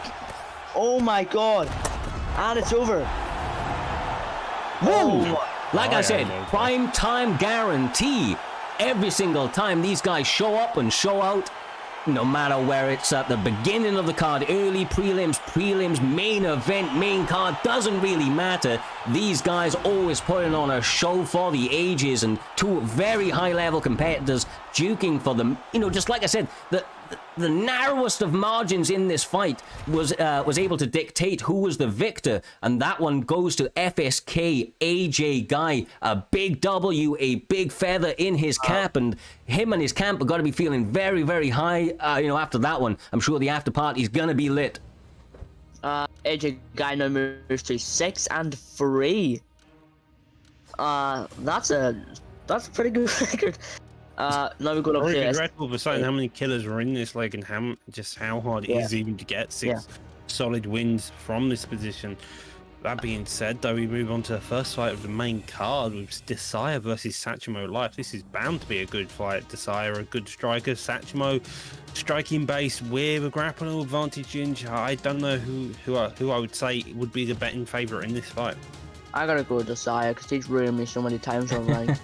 Yeah, these guys, both of them, almost kind of cliche for me to say it at this point. They're both savages in the cage, my man. They really, really are. FSK and the owner, I believe, or one of the owners of FSK in Desire. This guy, been around for a very, very long time within the promotion. Puts in great work, in and out of the cage. The man shown time and time again that he's an incredibly well-versed opponent. Often likes to use his striking rather than his grappling, although he does have both there. And I would say that that's the slight difference between Satchmo Life and Desire. They're both very, very well-rounded. However, I think the Satchmo does tend to go a little bit more to the grappling when needed, Ginger. And that may be something that we're going to see try to be employed in this fight, is trying to take their opponent to where they're slightly more comfortable. Yeah, but I've seen Desire work in all places. He can do it everywhere. But Satchmo, he's also got both these men got comp bros, I believe. Satchmo is still an amazing fighter. I'm pretty sure he will not disappoint tonight. Same with Desire. I'm really excited to see this one. It's a really even fight. Yes, sir. Welterweight is the weight class. Tony Ferguson up against Vicente Luque. Two fan-friendly favorites, both in terms of the actual people fighting between Desire and Satchmo Life and their picks. Makes a lot of sense that they go with interesting and fun fighters. I imagine that they're going to be duking it out. They have the ability, as we were discussing a moment ago, to implement the grappling should they want to. Both guys have phenomenal submissions and all-round grappling pedigrees, but obviously they have the hands to go with it, as we see Vicente Luque opening up with a nice little kick to start it out with Desire. Yeah. So, do you want to go first or I go first? I'll go first, Jim. Don't worry about it. Alright, so, Tony Ferguson's regarded as a Beyblade, but he doesn't have to be that, he's got the kicks, he's got the elbows, not necessarily not the spinning elbows or spinning heel kicks, but he's got the elbows, got the punches, he's got the grappling as well, like you said earlier, Looney.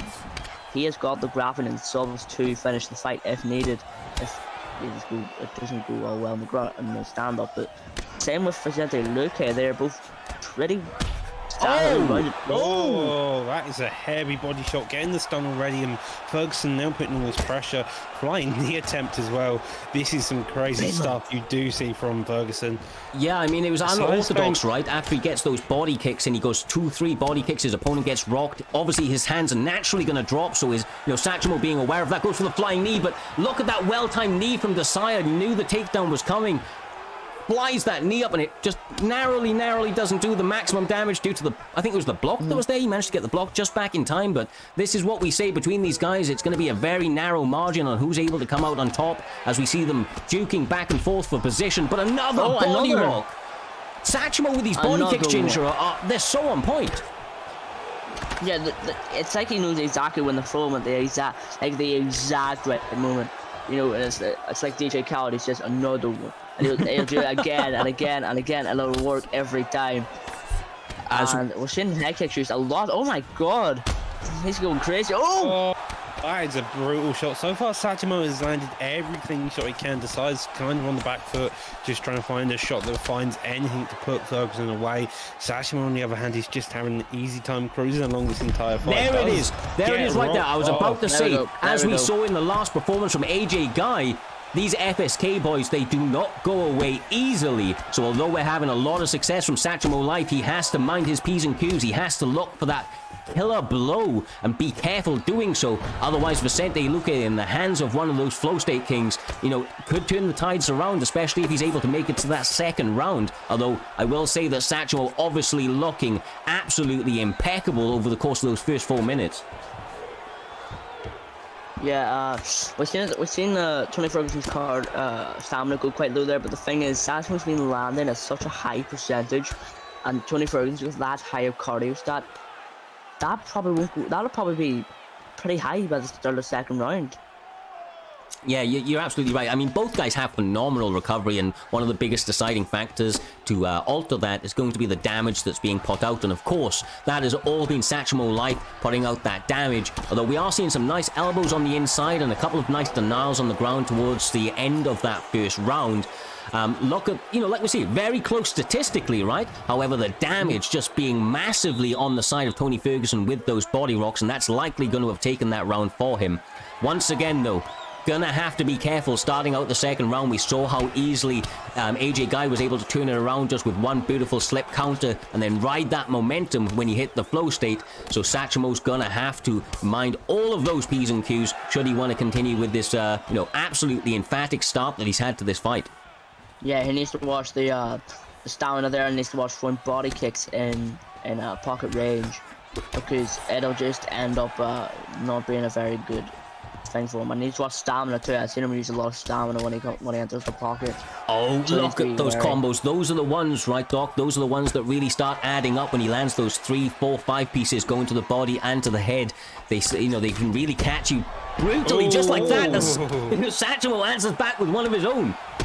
Yeah, the spin kick there does get the drop now. He's in ground and pound position. Side trying to cover up, just trying to defend that chin of Luque. It's probably saving him just a bit. With that being said, though, this is a dominant performance by Sach. Desire is trying to get something going. He's trying to get that flow back in the way everything, but he does get the reversal going. Is this the best performance we've ever seen out of Sachimo? I mean, he is looking absolutely on fire this evening. Yeah, this is just amazing, you know. That stand-up was absolutely perfect. It was just like I'm watching someone who knows every single thing about the game just go ham. Rubber guard transition there. He got the denial as well first, so there are submissions here available to him. We see a little bit of a feint out of Desire, then going for the other side, able to get it. Couple of feints trying to go for the half guard reversal, but as we said, these guys very, very well versed. Desire not wanting to mess around with that. He's taking a lot of damage. He doesn't want to waste some time on the ground. He knows he needs to get some damage off if he's going to turn around the tides of this fight.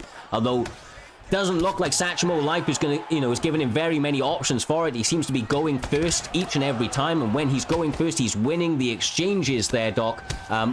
You know, he's got to really take charge of this fight, does Desire. He needs to be the person that's throwing first in order to get this fight turned in his favor, or at least in my opinion. Yeah, it really does.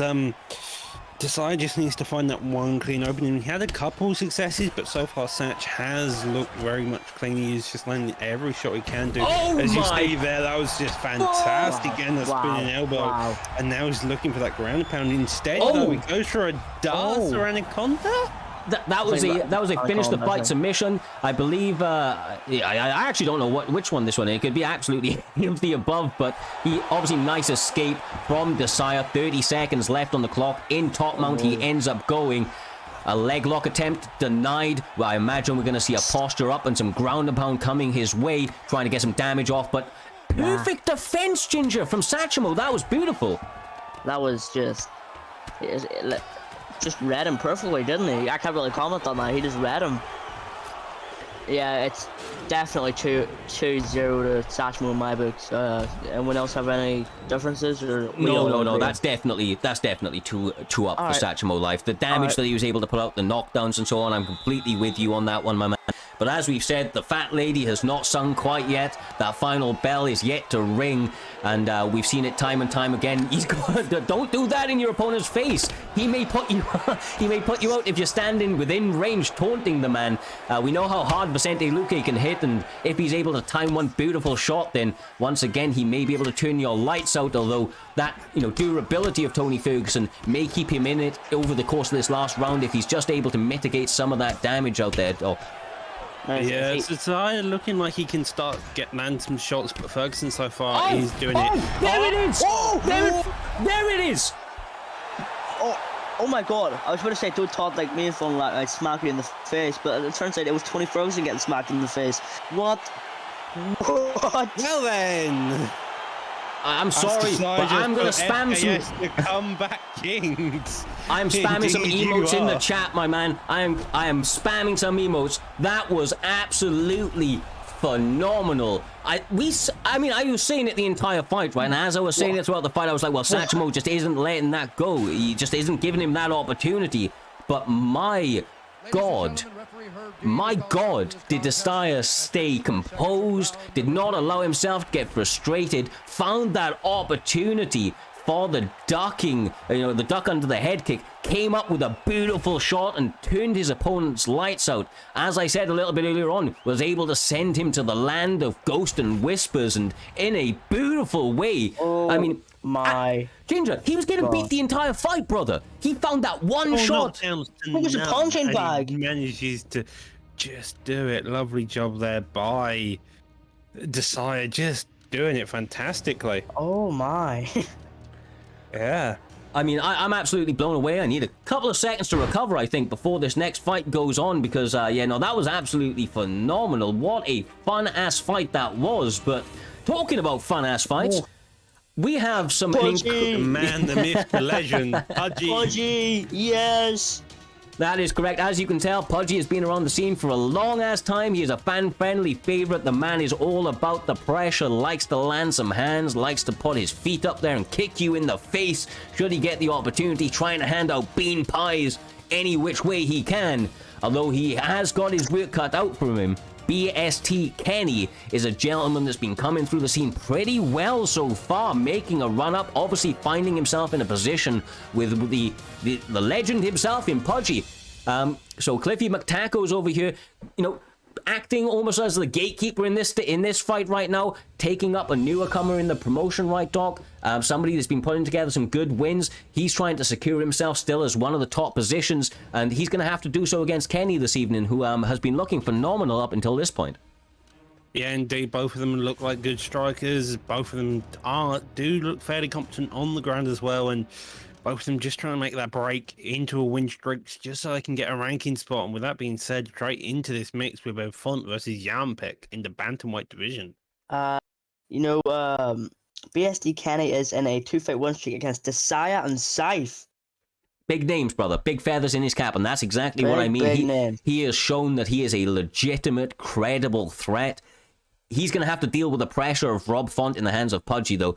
We've seen Pudgy actually take a little bit more of a backstep in some of his more recent performances, but one of the things that's given him such success in the past is just the ability to walk forward, march his opponent down, cage cut them, make sure that cage feels very, very short and small, and as you see right now, just peppering those strikes forward. He's not going with anything flashy, keeping it simple. Keep it simple, stupid, right? You don't keep it simple, then you're stupid, especially in the hands of Rob Font with that clean-ass boxing. Look at that right now, already gets the rock off. Pudgy putting on that pressure, though, does get the stun back in return. Digs that body, comes up on top again. And this is a back and forth fight already. We've only less than 2 minutes into the match. Pudgy putting on this pressure again, and it's just working so well in his favor. Now, the one thing, obviously, that was an early rock. He needs to find, compose himself mentally because, Peter Yan is, he's a durable fighter, man. He can take that stun and come back, but not if he continues to absorb some of this damage. That's what he needed right there. A massive pull, uppercut, Ginger, sits him down and now is working him in the clinch.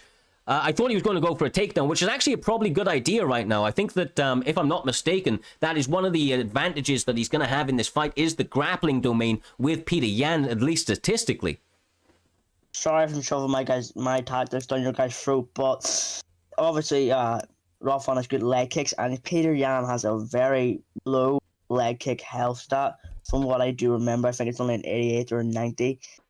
So if I was Pudgy, I would dig into the legs with leg kicks, and that's really how you beat a Yan, you know, with teeps and leg kicks.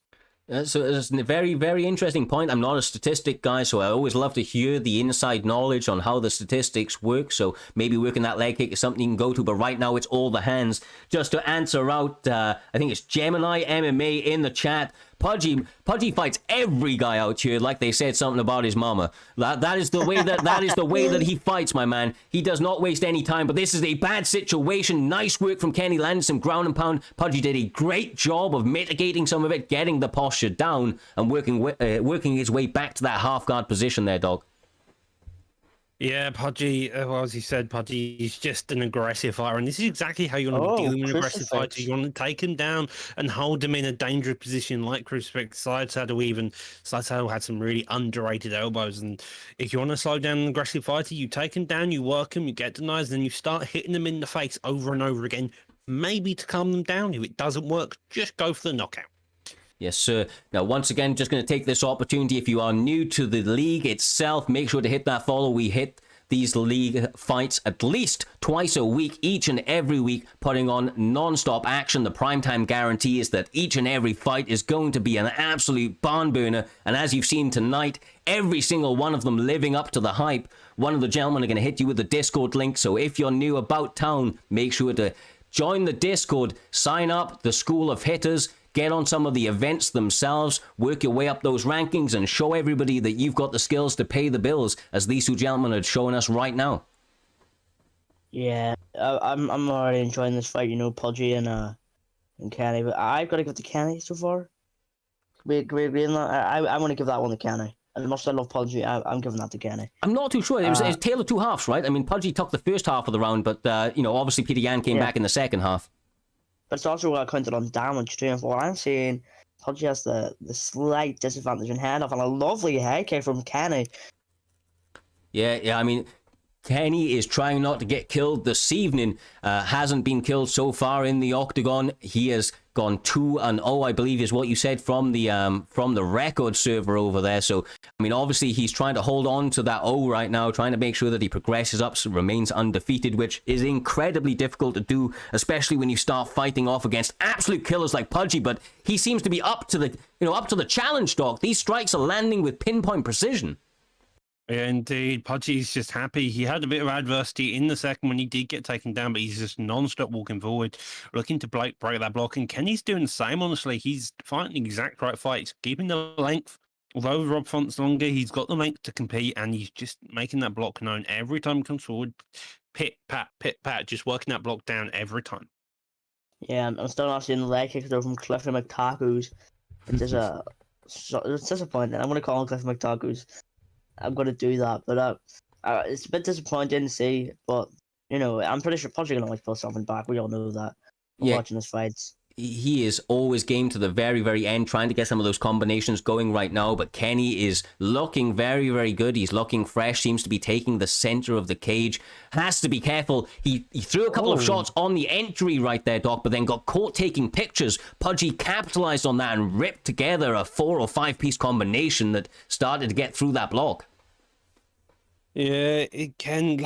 Lovely combo there, just thinking of straight through the block as Pudgy tries to come into that pocket. Yan is the better inside fighter. Font, on the other hand, has a bit of that length to do it, and I think that's been the main issue when it comes to Pudgy, is that he's coming in forward expecting to be an inside fighter and instead being met with another one instead. Yeah, you don't, as entertaining as it is for us to call there, Ginger, it's not always the smartest idea to, engage in one of those Diego Sanchez, Gilbert Melendez kind of rock'em sock'em robot sort of battles. These guys are going to have to, or Pudgy in particular at this point, needs to be a little bit wary of that inside fighting, especially with his head health becoming compromised.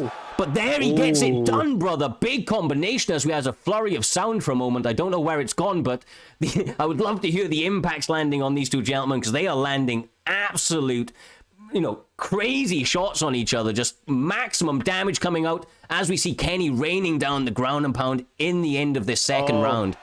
If that was earlier, that could have been it. Yeah, that's a very powerful sub, to be honest. That could have been it if he was at the right time. But yeah, I don't know who to give this round to. I'm going to say off that stun.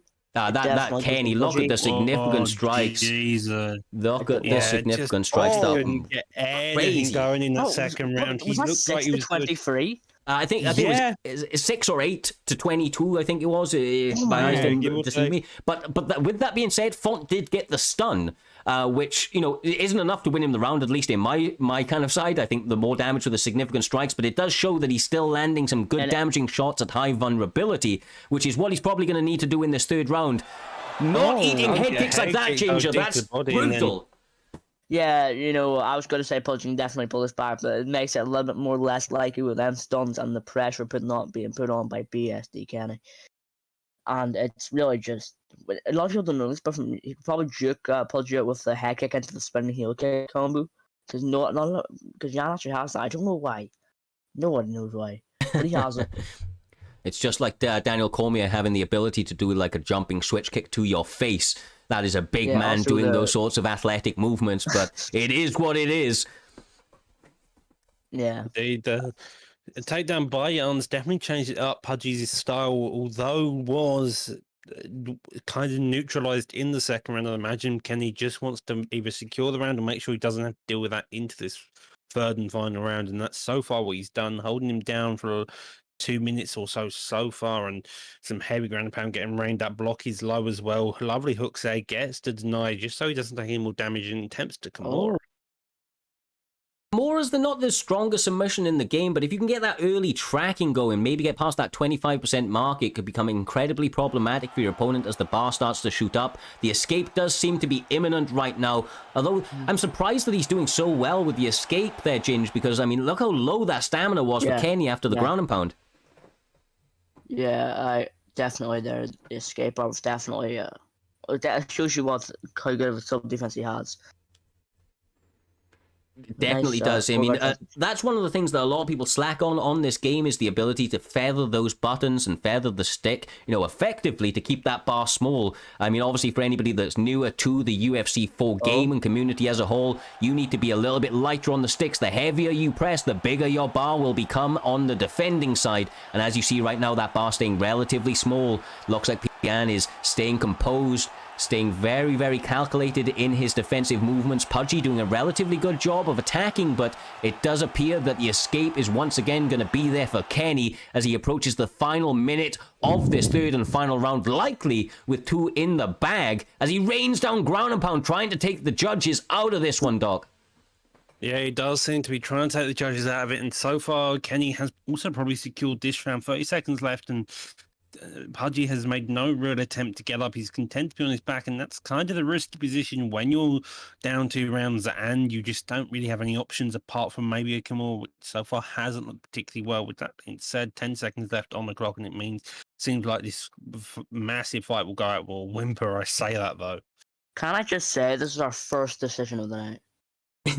And like I said, brother, the prime time guarantee, I mean, it was coined by the mighty Bane on one of our earlier events, but he is absolutely right. The prime time guarantee is a real thing, my man. We do not put on boring fights. Every single one of them are absolute barn burners. This may have hit the decision, but it wasn't through lack of trying. These guys were trying to take each other's faces off from the very beginning bell to the final one. As we go to see the judges' scorecards, you've got to think that it's Peter Yan, and it is. And it is. That was a lovely win there from BST Kenny. Yeah, still to this point, not a single soul has been able to kill Kenny, and you've got to love to see it. Kenny is becoming a fan-friendly favorite very, very quickly if he continues to put on striking like that, showing that he has some chops on the ground as well. Obviously no slouch down in those positions, so this guy obviously showing that he's a credible threat no matter where the fight goes, beating a very, very tough all-round opponent like Pudgy, and a 30-27. You got to imagine as well, he got rocked within the first minute of that first round, and he was able to still get a 30-27, turning it around not in the second one, but after that rock in the first one, Ginge.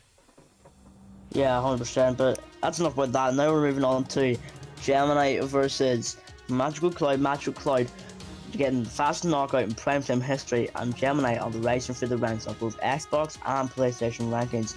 Is that a bantamweight bout? That is correct, sir. That is correct. So we have bantamweight in this bout.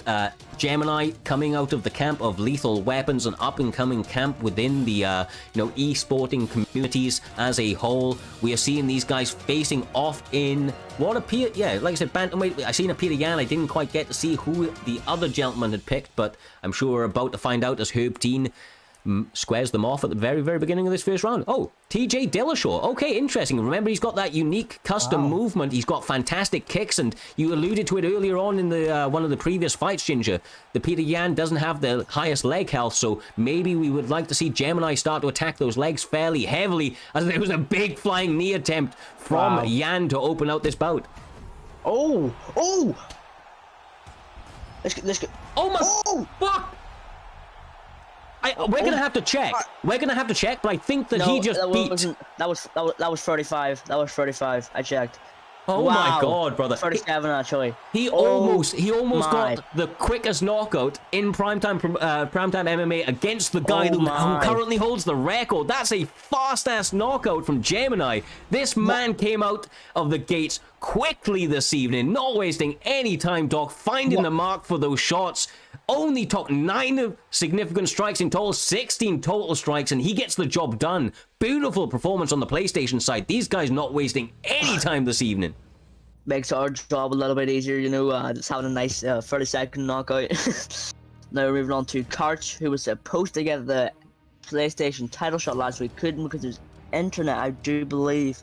Yeah, funnily enough, he actually took that fight on short notice, but as we went into the first round, his internet did give out. Hopefully that's not going to be the case this evening. Obviously, he is up against LW Atakan, also known as UFC Turkey. This man has phenomenal grappling, has the ability to strike somewhat as well, although I would have to say that Karch probably has the advantage on the feet, and of course we're going to see the advantage on the ground, probably to Atakan. I do say that. I've never had the pleasure of sparring either one of these guys, as they're both on PlayStation, but I've heard really good things. We heard Humbledink, a PlayStation guy himself, hyping them up very, very highly in the last card that we called, and rightfully so. They've been making phenomenal runs within the promotion, and as we just saw right there, Ginger, they are 4-4 heading into this one, although it is a little bit different under those bright lights. Yeah, UFC Turkey, or Atakan, is actually the winner of the ESFL Camp Wars tournament, knocking out Zayaf in the first round. Oh wow, okay. That's pretty big, brother. That's pretty big. We see Rob Font taking it down at the very beginning. That's an interesting choice from him right there. Carter is on top, working the grappling. As I said, these men are both incredibly well-rounded, whether it be on the feet, whether it be on the ground. Maybe Carter knows something that we don't. Now going for the armbar to start us out. I mean, that's within 60 seconds. He's going for his first submission. Maybe just get some reads, not get able to sink it in, but I always like seeing the activity there, Ginger. Not wasting any time, looking for that finish, whether it be on the ground or on the feet, in any which way you get the opportunity presented to you. Yeah, it looks like Carter's gonna just keep him in sight control, get the pretty nice in. Oh, nice GA build there from UFC Turkey though, showing why he won that ESFL Camp Wars tournament against the so-called GOAT. Is it the Young Prodigy? The Young Prodigy himself in Zayaf. Yeah. So I will just take a little bit of a moment to go to the chat. The gentleman that had probably the performance of the night earlier on this evening in Kobe's, he's calling out Gemini after that very quick knockout. Ooh. That is a fight to make, Doc. Make sure to pencil that down in your book, brother, because Gemini just agreed. I would love to see it. I think that we're going to pass that on to the matchmaker. That could be a fun fight. Both of them coming out aggressive in the first rounds and looking to make it fight. That's going to be a first round banger. With that being said, though, we've got Karts laying on top of Atakan here, just looking for the ground and pound clutch, side control, now getting top mount again. Yeah, Carter is incredibly active on the ground, and like I said, I absolutely love to see it. He isn't... Look, he's hunting submissions, Ginge. He's hunting the ground and pound opportunities, and any which way he can, he's trying to cinch up some sort of, offensive attack, whether it be in the damage or the subs. Oh, no, he's let it slip, kind of. No, maybe. No, the stamina's very low. It's going to go up very quickly if he's able to continue this tracking, and he's doing a pretty good job of it. I mean, the chokes are pretty hard to get in my experience, but nevertheless, he's doing a pretty good job. Oh, he's sitting on it. Sitting on it, looking for it. Could be it. This could be a first-round sub. No, he does No. get out. Good job on the defense, but the stamina still very, very low. Gonna look for Rob Font to get the turn around, but UFC Turkey wisely separating, trying to get this fight back to the feet for the final 60 seconds, seeing what work he's able to get, which is pretty good so far. I mean, the hands are landing pretty well for the man. Well, I'm getting a word here from Humble Dink. Very talented. Oh my god, never mind. This is more important. Oh, that bodywork there comes on top with the head kick. Start putting on the pressure. 30 seconds left, and I think Karts has definitely secured that round. Atkins just having a very difficult time just getting anything going here. He's trying his hardest, but he just can't seem to do anything major. Oh my god, wonder, brother. That's the first time I've seen that, Doc. Well, I have to say, Carter looking on a next level this evening, looks homed in. Maybe going to have to check this guy for some sort of EPO or some sort of PED, because this man is cracked out on all regards. The grappling was on point. The submission attacks were pretty there. And of course, the defense in the striking there was just next level. And he's not wasting any time. He's almost showing him no respect, just saying, I'm here to win this fight and I'm taking it away from you, as he marches forward and continues to land some nice shots on the inside. Yeah, this is really nice, your work from Carter, and I get word from Humble Dink earlier. I was going to say it earlier, but I was really interrupted by Carter's stun.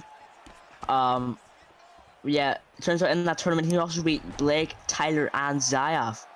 And Carter is doing really well against this high-level opponent, obviously, of them two wins. Yeah, Kance is holding the dominant one, so here, getting your reversal into side control as he attempts to get up, and now he's back against cage. Could be where he doesn't get the cage get up, interestingly enough. Does get the denial, though, could easily go for a stub. And he does, brother. The Peruvian necktie, and I have to say, I mean, the initial sub-defense from Anakin, UFC Turkey out there, it actually doesn't look fantastic to start him out. He's done it a couple of times where he's going for it, and the bar seems pretty big, almost like a, like a panic press at the beginning, although this does look a little bit more comfortable, although the I say that and the bar goes massive out here, brother.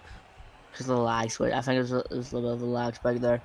You may be right, there may be a little bit of lag. I have heard that sometimes that can be a little bit of a problem. I didn't get to see the ping as they were loading in, but once again, the escape is imminent. He gets out of it relatively easy, but not after the reversal. The reversal comes first, and once again, a dominant position, and he has low stamina now. Would you not want to see him go for some ground and pound, Doc, from these positions? I mean, it looks like Karts is happy. He's happy, content with it. He wants to finish of some type, and I think he knows the weakness of Anakin is the guillotine. As I said, though, does get the backside takedown. Could go to the backside posture up, and instead goes to the back mount. Does get denied. This is a difficult position to be in. Does go up to the back clinch now, and Karts is so far still making sure to hold a dominant position. Well, we all know that back mount is a very dangerous position, holding that back flat RNC. If you work for the back flat, right? Eventually got loud, but if you work for that back flat, that's a very dangerous position, because that RNC and that top mount transition, which takes up basically most of your stamina. So yeah, it's really a good ground domination here by Carter. Yeah, he really is. Carter's just being in control for this entire fight. Gets another denial there. Probably go for a Kimura, I'd imagine, but instead it's content here. 50 seconds left on the clock, and you're probably just going to fire some elbows down, getting that head damage down, just to make it easier coming into the third and final round. Yeah, it's still 2-0 to me for Carter, because obviously it's just been pure domination on the ground here. Perfect defense. He knows exactly where to go, when to do it, what subs to go for, when to do them subs. Yeah, Akin really doesn't have any answer to Karts. Karts is just working him down, digging with that ground and pound. Lovely job there. Does get a reversal in the final seconds, but that doesn't mean much after you've been ground and pounding for the majority of the round. There we see 2 to 7 scheming strikes in the first, same in double 4 to 10 in the second. This is holding a dominant round for Karts. We're knocked down in the first included. This has got to be 2-0 for Karts. Oh, but Turkey is on some very, very clean. Brother, he taunted right there. He taunted right there, right? And then it almost instantly went his wrong way as Carter clips him. UFC Turkey trying to turn this into a barn burner, saying, I want to throw some bombs. Let me bang, bro. I'm tired of being taken down, as he's starting to throw some bombs on the inside. And he gets the rock. Oh. Does get us done. Triples up on the hooks. Narrowly avoids getting counted from it as Karts ducks. Narrowly avoids getting kneed in phase. An elbow in retaliation and a clinch attempt. And now Karts is getting pressured, but he's not backing off. He wants to stand and bang. He's happy to stay here. He just wants Attican out of the way. He doesn't want to get this to the judge's decision. Digs to the body there, and both of them trading. The front kick narrowly avoids as Attican taunts, and I mean, we've seen it too many times, right? You need to be a little bit worried about that. He's almost trying to use some mind games, right? He's going for the taunt and instantly striking. The problem is that sometimes the game doesn't allow you to do that, and it follows through with the taunt, and that can be absolutely brutal. That's happened to me way too many times. Even with the Pettis one where he points out his back, I've been knocked out for like 6 front kicks. This submission is a lot closer. This is a very, very close submission. It's one of the better submissions. The chain does give you massive amounts of odds. You can get some good tracking on further on. You also stand, even seeing that the escape bar is higher than the submission bar, he still has time to get it. He does manage to escape. Good job by Attican with 2 minutes 20 seconds left on the clock. Maybe he can secure the victory. Taunting again. He needs to stop. He couldn't get kicked in the face otherwise. Lovely counter there by Karts, but the pressure again in that block is starting to get overcommitted to the front to allow Attican to start sneaking shots in.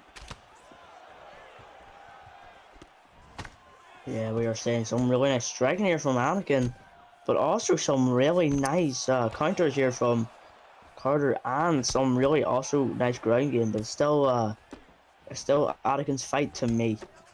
I mean, I would say Carter. I mean Carter. I was going to say it's almost been a flawless performance from Carter. To be honest with you, you can see the damage that's being worn on Jan's face. Sorry for the burp there, but he's doing absolutely everything perfect right now, Carter, as he's mixing it up, going for the takedowns, throwing the hands when he needs to as well. The denials have been sensational. This man absolutely all over the grappling. And, you know, like I said, it's impressive to do it with Rob Font as well, because you've got to imagine that Peter Yan has the statistical advantage on the ground. So for him to take that there and, you know, to get it done like this is very, very impressive. Rob Font also has no takedowns. I can't stand Rob Font. On the side note, anybody who does use him is quite impressive. Rob Font, I can't personally use in game, but even with that, doesn't make him a bad character. Even we saw in the last fight that Yan did take the better pick, win the punching fight. Although in this one, Karts did show the better performance, better outlook, and hold a dominant. We can't say, we never say never, because fucking this game is terrible with. Okay, yeah, just making sure, because we all know how many times people have been screwed in this game. Instantly goes across. That was a good win, man. I have to say, Carter looked phenomenal this evening. There isn't too much to say about it, other than it was a basically flawless performance. Attican tried to rise to the occasion, tried to get something going, but there was just nothing left on the table for him. As we've seen, Carter's from the very, very beginning march forward, took absolutely every second of that, you know, fight incredibly serious, mixing it up every time his opponent thought he was going to strike. He took him down every time he thought he was going to take him down. He found phenomenal performance by that man. I'm incredibly interested to see where he's going to go from here. It was a shame that the connection dipped out on him on Saturday, because, I mean, showing the skills that he did right there, Doc, he shows that he is a credible threat no matter who he's going to be matched up against. Yeah, we said this man. Sadly, Styles was very ill on the day of the week, and we wish him a speedy recovery. But we have to see what happened there against Styles and Karts there, because it seems like they both have very similar styles. Yeah, you're very, very right. I mean, Carter's definitely able to hang on the ground. You just seen it right there. His defense and his offense on the ground was very, very much on point. Although the next title challenger, of course, is going to be the interim challenger now, or the interim title holder, I should say, in Josh Ray, after picking up that big W. That man won 2 fights back-to-back in very dominant performances himself. So that will be the next fight for Styles, which I believe is going to be scheduled for this Saturday coming. Make sure to tune in for that one. We're going to have both title fights. The full card going to be announced in the very, very near future, but those ones I believe are currently penciled in for us there, Doc, if I'm not mistaken, brother. Yeah, we have a double title fight of Styles versus Josh Ray, looking to get Josh Ray with the interim belt of the last main card and main event, and it will be PSTG drivers versus Fad 2. Fad managing to build up a win streak, looking to get the shot back. So with that all being said, my guy, we move on to one of the co-main event, if you will, which is going to be Hammer up against Spartan War on the PlayStation side of things. It's going to be a featherweight bout. I believe that we saw Brian T-City Ortega as they're loading in. I'm not going to waste any time switching across to it. In fact, as we switch across, just one moment, this man's got some sort of rave music playing in the background, and we do not want to get DMCA hitted, so we are just going to switch that back, and as we go back across, Conor McGregor, Brian Ortega, please make sure that your music is turned off, guys, otherwise you're going to have to, just listen to my beautiful and majestic Welsh accent commentating over the events, along with the Irishness and the English. You don't want to hear that. We want to hear the impacts of the strikes, though, of course. Maybe not too many strikes are going to be thrown. We know how dangerous Hammer is on the ground, instantly going for the clinch, and with Brian T-City Ortega, he could get the job done relatively quickly, should he want to. Obviously cannot go for the RNC, that is currently banned under competitive rules, as we do follow the ESFL competitive rules. Decides to opt across into the top mount. Obviously not able to hold it for too long. This is not where you want to be with Conor McGregor, Doc, especially in the opening 2 minutes of the first round. I mean, getting put on the mat like that takes away all of his most dangerous tools. Yeah, it is, but it's a perfect way you want to play McGregor, a perfect way to fight McGregor, take him down and just work him there on the ground, especially with Ortega. Ortega's got the grappling of every type. Jiu-jitsu galore, even with a rubber guard if you really need to use it. But so far, Hammer is taking the top game. Mainly, Conor's having a bit of difficulty trying to find some clean shot.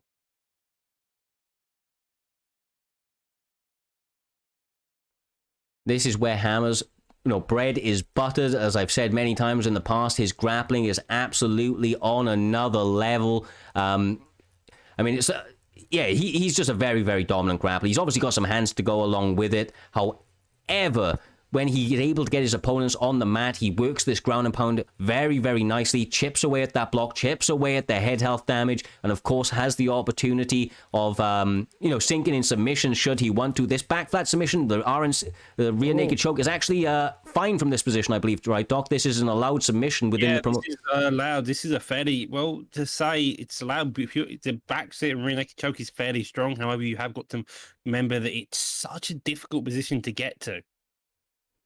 It definitely is. You can't exactly fish for that position, but he's got it. I mean, I'm just going to say it right now. He's got this. This is a round one submission for Hammer, getting the job done quickly.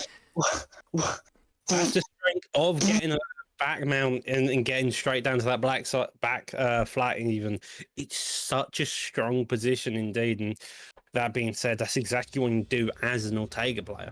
Yeah, for sure. I mean, great work from Brian Ortega. Wow. I will say, he gets points for the submission, but he does get those points taken away for the rave music that was playing across. That was pretty savage, but no, the submission was on point, sunk it in nicely. Did not want the hands of Conor McGregor to get going and took that away from him, instantly going into the clinch, taking that to the mat and sinking in that submission. Beautiful work from Brian Ortega, beautiful work from Hammer as he picks up a nice W. I believe he's currently undefeated, and he's been saying for a little while now that he's looking to make a run towards that title. If he continues putting on performances like that, he's going to have all of the availabilities to do so, my man. Indeed. With that being said, I think this is the time where Ginger needs to start at the booth and Paul Elder. Yes, so he's going to be pulling the Paul Felder. So Ginger, good luck in your fight, my man. I don't believe you're going to be jumping back in afterwards. I know you've got some other things for tomorrow, so we appreciate having you on commentary, brother. Great as always to call it. Pleasure. Good luck in your fight, my man, and we will see you shortly. See you shortly, boys. Have a good one. So, yeah, Doc, just to take us into this one, we're going to be having TMF, the motherfuckers, Ginger, stepping up against EK Issues. The Elite Kings Issues are shown to be an incredibly dangerous opponent no matter where the fight goes, obviously coming from an incredible stable of fighters, as we mentioned earlier on with some of his teammates fighting. But obviously Ginger, especially in recent times, his performances have been absolutely next level, challenging for the title quite recently and showing that he has an incredible repertoire of skills and a very, very durable fighter at that as well. He's not an easy guy to put away, always seems to be there no matter where the fight goes.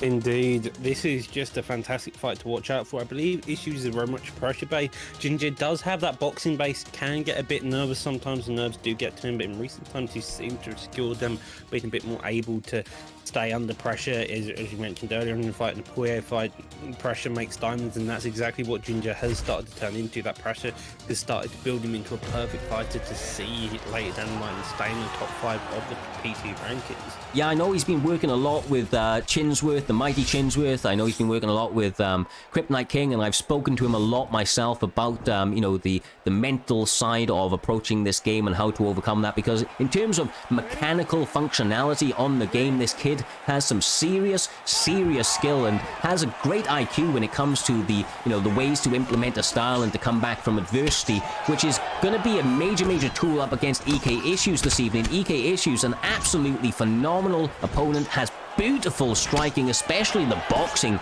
of EK Issues is absolutely on point as we see these guys starting to exchange very quickly. Not exactly a very much of a feeling out process in this one, Doc. Seem to be unloading with each other with both hands. Yeah, well, so far Ginger seems to be hunting the pullback. On the other hand, EK Issues is putting on this pressure, and he's just looking to get that body, that straight of the body is definitely underrated strike indeed. Slip hook comes down and digs against that body as Ginger goes for a slip hook himself. Yeah, no, once again, we're seeing nice little body work from Masvidal.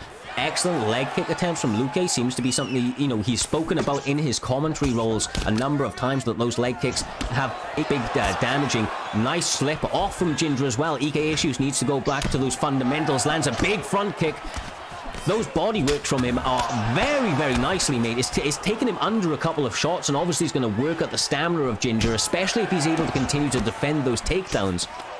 Yeah, indeed. We see here a clinch attempt by Ginger. Probably want to make a bit dirty, get payback for the body shots that he's landing with the body knees. And with that being said, another leg kick lands as he's putting on his pressure. He's probably setting them up a bit cleaner, maybe plant just to get a bit more damage off of them instead of coming forward to make them easily red though. With that being said, he gets a beautiful 3-piece and gets a leg stop. Oh! I mean, EK Issues kind of getting caught on the in the spot right there. Didn't move after the rock, but now seems to have got his senses back. Trying to take that center cage, trying to be the you know, the person leading the dance, if you will. However, that's going to be dangerous with Ginger, who doesn't back down from a fight, and that sometimes gets him caught, Doc, as he walks onto a couple of massive shots that sit him down. Yeah, that is the issue. As soon as you get stunned, you become stagnant. Your head stays on that centre line. It just allows shot after shot from the stun to get the knockdown afterwards. Here we see though Ginger looking to trade the shots back, looking to pull back on the pullback, and another jab leans into that hook though. This is a back and forth fight. Yeah, absolutely beautiful. Nice check from EK Issues. Those are going to be vital. You can already see the left leg is being chewed up by him a little bit. He's become aware of the leg attacks of Ginger and seems to be now obviously looking for those quite heavily, which is a good thing, but also that's going to set up the head strikes of Ginger. We've said it time and time again, you go to the legs or you go to the takedowns, your opponent starts to lower those hands in preparation for it, and that sets the shots to come up over the top, which is a beautiful way to keep your opponent guessing, as we see him rip a nice little combination back to the head of EK Issues. Yeah, Issues has got legs done and does check the leg kick again afterwards. Pullback of Ginger looking, but does get caught midway through trying to get the counter off, and it's very much back and forth fight. Although that calls in the round, Ginger did get knocked down, so I'm giving Issues that round, but it could go either way on the judges' scorecards. You're never particularly sure. My God, that was a fun first round, all still to play for. We are scheduled for another 10 minutes potentially on the clock as we see EK Issues taking that center of the cage, not willing to back up at all, trying to interrupt Ginger as he slips off that center line. Doing a good job so far, but that leg is being compromised, Doc. It's such a tenderized spot at this moment. You can see it blinking without even any more damage coming at it. Incredibly compromised is that left leg of EK Issues and Jorge Masvidal. Yeah, if I'm Jorge, I want to probably be switching stances. Instead, though, Ginger takes it straight down onto the net. Lovely job with the takedown.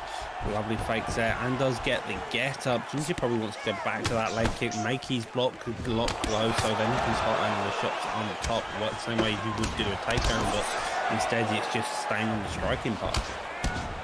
It's a big spinning attempt for him, obviously trying to kick low and then go high. That's a big miss, punished by EK Issues as he plants on the straight. Doesn't get maximum damage off it, but could have gone very, very easily the other way. That left leg is so tender though. Ooh.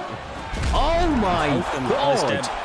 getting the bigger counter, digging to that body, comes up with the uppercut, doesn't hit cleans up rear hook, also getting blocked again. That leg kick again, he's fucked pretty much, and a jab straight and forces issues to switch stance. Yeah, and obviously the switch stance from Jorge Masvidal not exactly the highest as he eats a left hook into an uppercut. This may be it as Ginger pulls on the pressure on the ground, gets the W in the co-main event. He pulled a Paul Felder here, Iron Lung in himself, commentating the fights throughout the night, then jumping into the cage and getting the work done. That is a massive feather in his cap, Doc. A big name for him to get a W over, and you know, he did so in a very impressive fashion. Yeah, lovely job by Ginger. He just, that leg kick made it happen because of, as soon as Ishii switched stance, he leant into that lead hook, and that's exactly what Ginger did to counter him. He leant into that lead hook, dropped him, and then came and rounded that ground pound. Lovely job by Ginger. Front rock leg kick did face a bit of adversity with an early knockdown with his opponent, but he came back and managed to secure the victory. Yeah, I mean, we spoke about the prodigy, name for Zayak earlier on this evening, the first prodigy to come out of Primetime MMA, or IFL as we were named back in the day. Ginger seems to be that next prodigy, a young kid putting it all together very quickly. You've got to imagine as this kid continues to put in the work in the cage with his boys over in TMF and the like, he is going to continue to improve, and with his skill set already being so diverse, I am incredibly interested to see how this man develops. Just a phenomenal performance up against a dangerous opponent. We know EK Issues is going to be back better than ever. He always is. Coming from that camp, of course, they're going to go back to the labs, look at what went right, look at what went wrong, and make those adjustments. But tonight is the night of TMF Ginger. Once again, those boys, they play hard and they party hard. So he played hard this evening. I'm sure they're going to party hard after this one. Big W for that man, and he should be holding his head very high. Indeed, but with that being said, after the massive good shit by Ginger, we are onto the main event of the evening. TD Fad Native versus KM Caliber. Caliber coming on a 4-fight win streak. Fad is also on a 4 or 5 fight win streak. Both of them looking to make their shot at the title on the next pay-per-view card. So this is a title contender fight, and both of them have been doing some hectic stuff. Caliber's been hunting people. No, you're Caliber absolutely right, brother. You're absolutely right. KM Caliber, he is a very well-rounded opponent that's been putting together phenomenal performances. He is the type of guy that steps up at a moment's notice, has taken a number of short-notice fights for us, and has put on incredible performances doing so. Of course, Fadinator, coming from the TD boys himself as well, also trains much like Caliber does, with an incredible stable of fighters, as many of these boys do, and he's been putting it all together. We're sorry they do seem to have lost that first fight. We're just going to switch across and come back to it, but no, just to kind of lead into it, both of these guys, they are so good at this game due to their ability to mix it all together. These guys, they don't, individually lean on one strategy or technique there, Doc. Their ability to put it all together, mixing in the takedowns, even the feints of the takedowns into their strikes, is absolute artistry at its finest, and a beautiful thing to behold. Indeed. Caliber has mental stuff. He will Imano roll you, knee bar you, he will do any sub attempt possible. Fad on the other down, keeps it down to the basics, looks for anything, and is a general balanced all-round fighter. Both of them are brilliant strikers and grapplers in their own right. Lovely leg check at the very beginning, and he catches the second one, but a beautiful flying knee off that catch leg kick as he continues to chop to it. That definitely seems to be a strategy of KM Caliber. Switching stances, that single leg feint that he used very beautifully, steps off that center line with some beautiful footwork, and look at that right there. Look at the combinations. Zero time wasted. My man is trying to turn into Neo from the Matrix as he's putting it all together with absolutely, this was 0 to 100, brother. This was absolutely 0 to 100, but he's got to show respect. Fadinator does not get flustered. He will find an opportunity to land those hands if you get a little bit predictable, and that signature movement of TJ Dillashaw can sometimes set you up for disaster if you don't mind your P's and Q's. Yeah, but that being said, though, he does do that, land the signature movement, and then shoot straight for a takedown. Young Triangle here probably getting the feel for the sub attempt just to see how he can do later down the line. Even if it is to pass time, he did probably score a bit better. But with that being said, he's again decently deep, does get the escape, and with 3 minutes left on the clock, there's a lot of time for Caliber to work. Great work. Yeah, no, he's finding himself in top, and although there's some nice denials out of, Jan did a great job of building up the GA with the short shots and getting the reversal. Excellent work. Now he finds himself on top with 2 minutes 35 on the clock, Doc. That's a lot of time to work, but gets his back taken. These guys jockeying for position with 0 time wasted. That's exactly the thing, though. At this high-level play, you have both opponents know what they're looking for. Both opponents know how to get the reversal, even how the fakes. He probably get denied on the back first time around, but instead doesn't, and then a posture up deny there. Does get the back deny there from the clinch, and it's just a chess match here. Nice work with the elbow on the inside. Like you say, it is. These guys are not playing checkers. They are playing chess. They are playing the game of kings, and they're doing it absolutely beautiful. Like I said, artistry at its finest. Scattergunning technique. So far, it seems to be KM Caliber taking the lead in this fight. Although once again, he has to be wary of the absolute threat that is opposite him. Nothing is more dangerous than an injured lion, and right now, Fadnader having some early adversity is going to be looking for that killer blow to turn the momentum of this fight around very quickly. Yeah, indeed, a fantastic round by Caliber so far, but you've still got 40 seconds left, and that's all you need to change your round completely.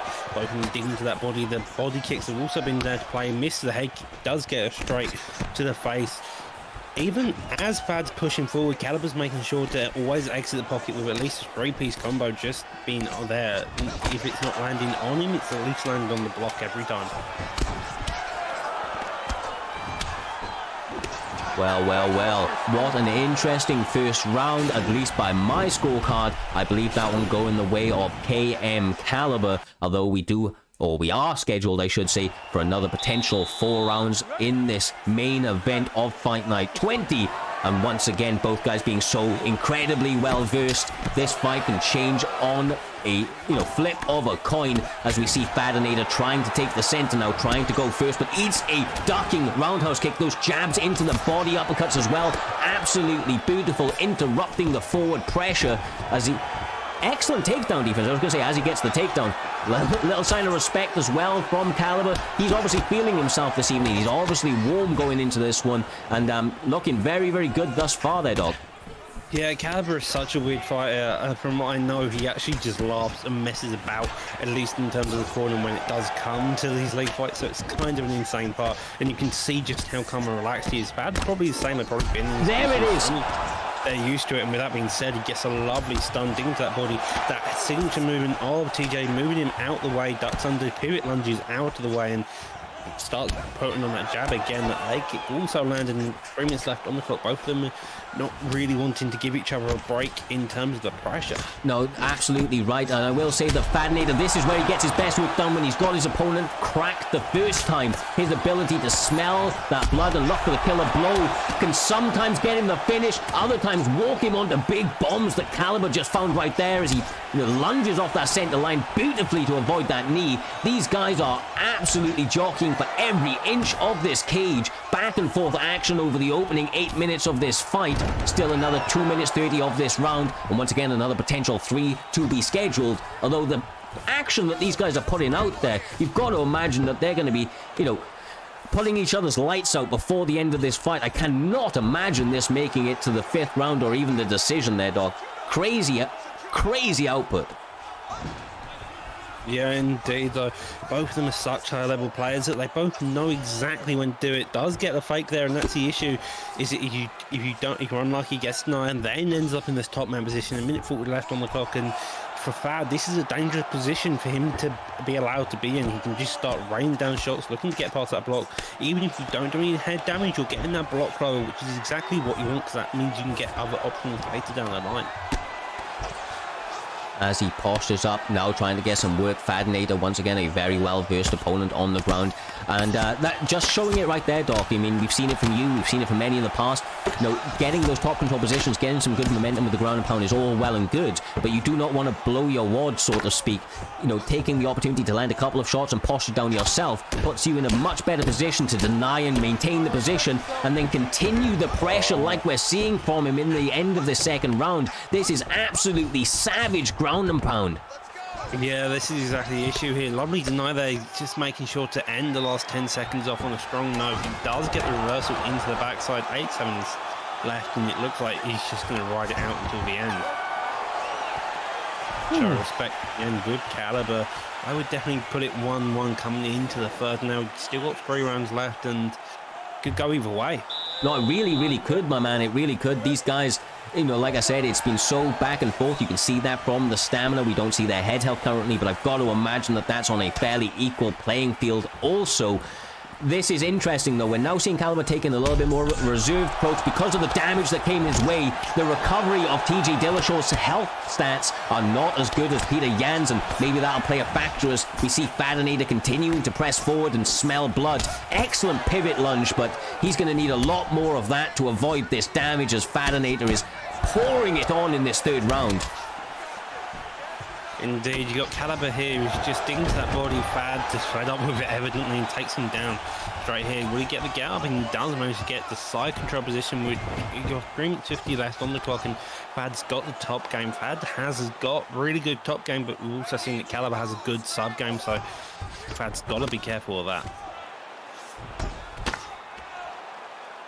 Lovely transition as he postures up, gets the reversal. Now he's got 3 minutes 15 on the clock, Doc. A lot of time to work, but he's got to be careful with this GA that's building from Fadinator. We've seen him earlier use it very easily to transition, and he... Oh my God, look at these transitions. That was absolutely beautiful. I thought he was getting up there, Doc. No, it's a contextual transition in which if you have the side control, you can attempt to actually cage Walker. I think a few people have it, like Ferguson as well. Lovely knee bar attempt here by Caliber. Caliber showing his signature style. It does seem to be going in the favour of Fadinator, though. Caliber is wanting to get this, so decent tracking, but as I say that, it's actually getting somewhat close. This is a very close up. It does seem to be leaning the way of Fad. Yeah, the knee bar. Can you imagine if he's able to get another knee bar? He's not in this one. Fadinator does escape, but he was the man that picked up the very first knee bar in the game, period. So if he's able to get another one, that would be absolutely crazy. But Fadinator's defense obviously showing that he's incredibly high level in all respects. Going for a submission of his own, Doc, although this one is a little bit of a harder one to get in my experience. It's definitely hard, but it does. If you do manage to get to the first stage, you do end up in the top mount position, as we've seen earlier in the card. It's very much if you can get it going, even if you don't have the greatest confidence in it, if you can get it decently close, you're going to get a more dominant position than Sprawl. That being said, though, Fadinator still holds his top game position in the backside, does get the reversal into side control as Caliber goes for reversal and denies a side control with 40 seconds left on the clock. Fad stayed relatively on top, holding his ground and pound position, and Caliber's so far only just got the reversal now. Yeah, the top mount, 20 seconds left on the clock. He's got some stamina to posture up and rain down some shots as he does. Straight. One slip was what he was needed. That was beautiful. That's one of those things that the higher, the higher you get, right? Your opponents expect, because they're fighting against a high-level opponent, they're going to be mixing in the straight and rounded shot stock, as you would expect. But sometimes, especially when you see somebody like Caliber, they like to mix that up on you and throw maybe 4 or 5 straight shots, and it's so unexpected, and it does incredible amounts of damage. I think Caliber may have just secured the third round there. 7-11 significant strikes. That top mount may have just actually won Caliber that round. Just to interrupt, I don't know if I fully agree with that, brother, because I did notice in the top left-hand side, Fadinator got that stun, of course, which you know how much the judges do like to rank that. Although, once again, it is a very, very closely contested bout over the course of those first 3 rounds as they start to swing in the pocket to start out the fourth. Evidently that third round of grappling, both of them got a bit frustrated, and now he's looking to stand and bang in this pocket, playing Rock'em Sock'em Rotor. Sometimes the best method of tricking your opponent is by playing the non-meta style. You see, like as you mentioned with the ground pound hooks, is that a high level play, you see it going both ways. Lovely reversal there by him. Fad. Sometimes it's better just to play the off-meta style and just goes hook, hook, hook sometimes. It can catch your opponent, brother. It can catch your opponent. You know, like I said, we've seen it time and time again, those hooks. You see one and you expect maybe a straight to come after it, so you slip off that center line and they can send you to hell with it. But both guys so very well versed. Lovely combination. And what a finish! Perfectly timed uppercut from Fadinator, doing the Dons proud. My God, that was a sensational uppercut, a crazy fight, Doc, and that brings us to an emphatic close to this card. Non-stop action, start to finish, and look at that shot that lands. That was beautiful by Fadinator, timing that uppercut so well as he went for a takedown. Caliber just slightly mistimed it. Well, brother, I mean, he was going 30-27. It looks like he even got the first round, which I'm surprised about, but that was a crazy, crazy fight. It has been an absolute pleasure calling these fights alongside yourself, Doc, and Ginger earlier on this evening. Thank you to each and every single one of you that turned up and obviously supported throughout the entire card. I'm sure you enjoyed seeing those fights as much as we enjoyed calling them. For now, though, we are going to call an end to this one. We're going to push forward some love into the community and raid, so ensure to join up that. If you're subscribing to the channel, use all of your emotes, show the love when you get in there, make sure that they feel the Primetime community as we get into their chat. We are, like I said, calling an end to it here, but do not worry, we will be right back with you on Saturday with Fadinator now challenging for the Xbox belt up against the current champion in BSDT drivers after that massive performance he had against KM Adjust, to win the belt very, very recently. And of course, we're also going to be having the PlayStation Championship with TD Stars, another the Dons member, currently looking to defend his belt up against interim challenger interim title holder to unify the belt, I should say, in Josh Ray after a massive performance that he had back-to-back on this Saturday to get that interim championship. That man for the KIA boys showed that he is no slouch no matter where the fight needs to go. Once again, been an absolute pleasure. We will see you in the next one. Until then, stay safe and much love.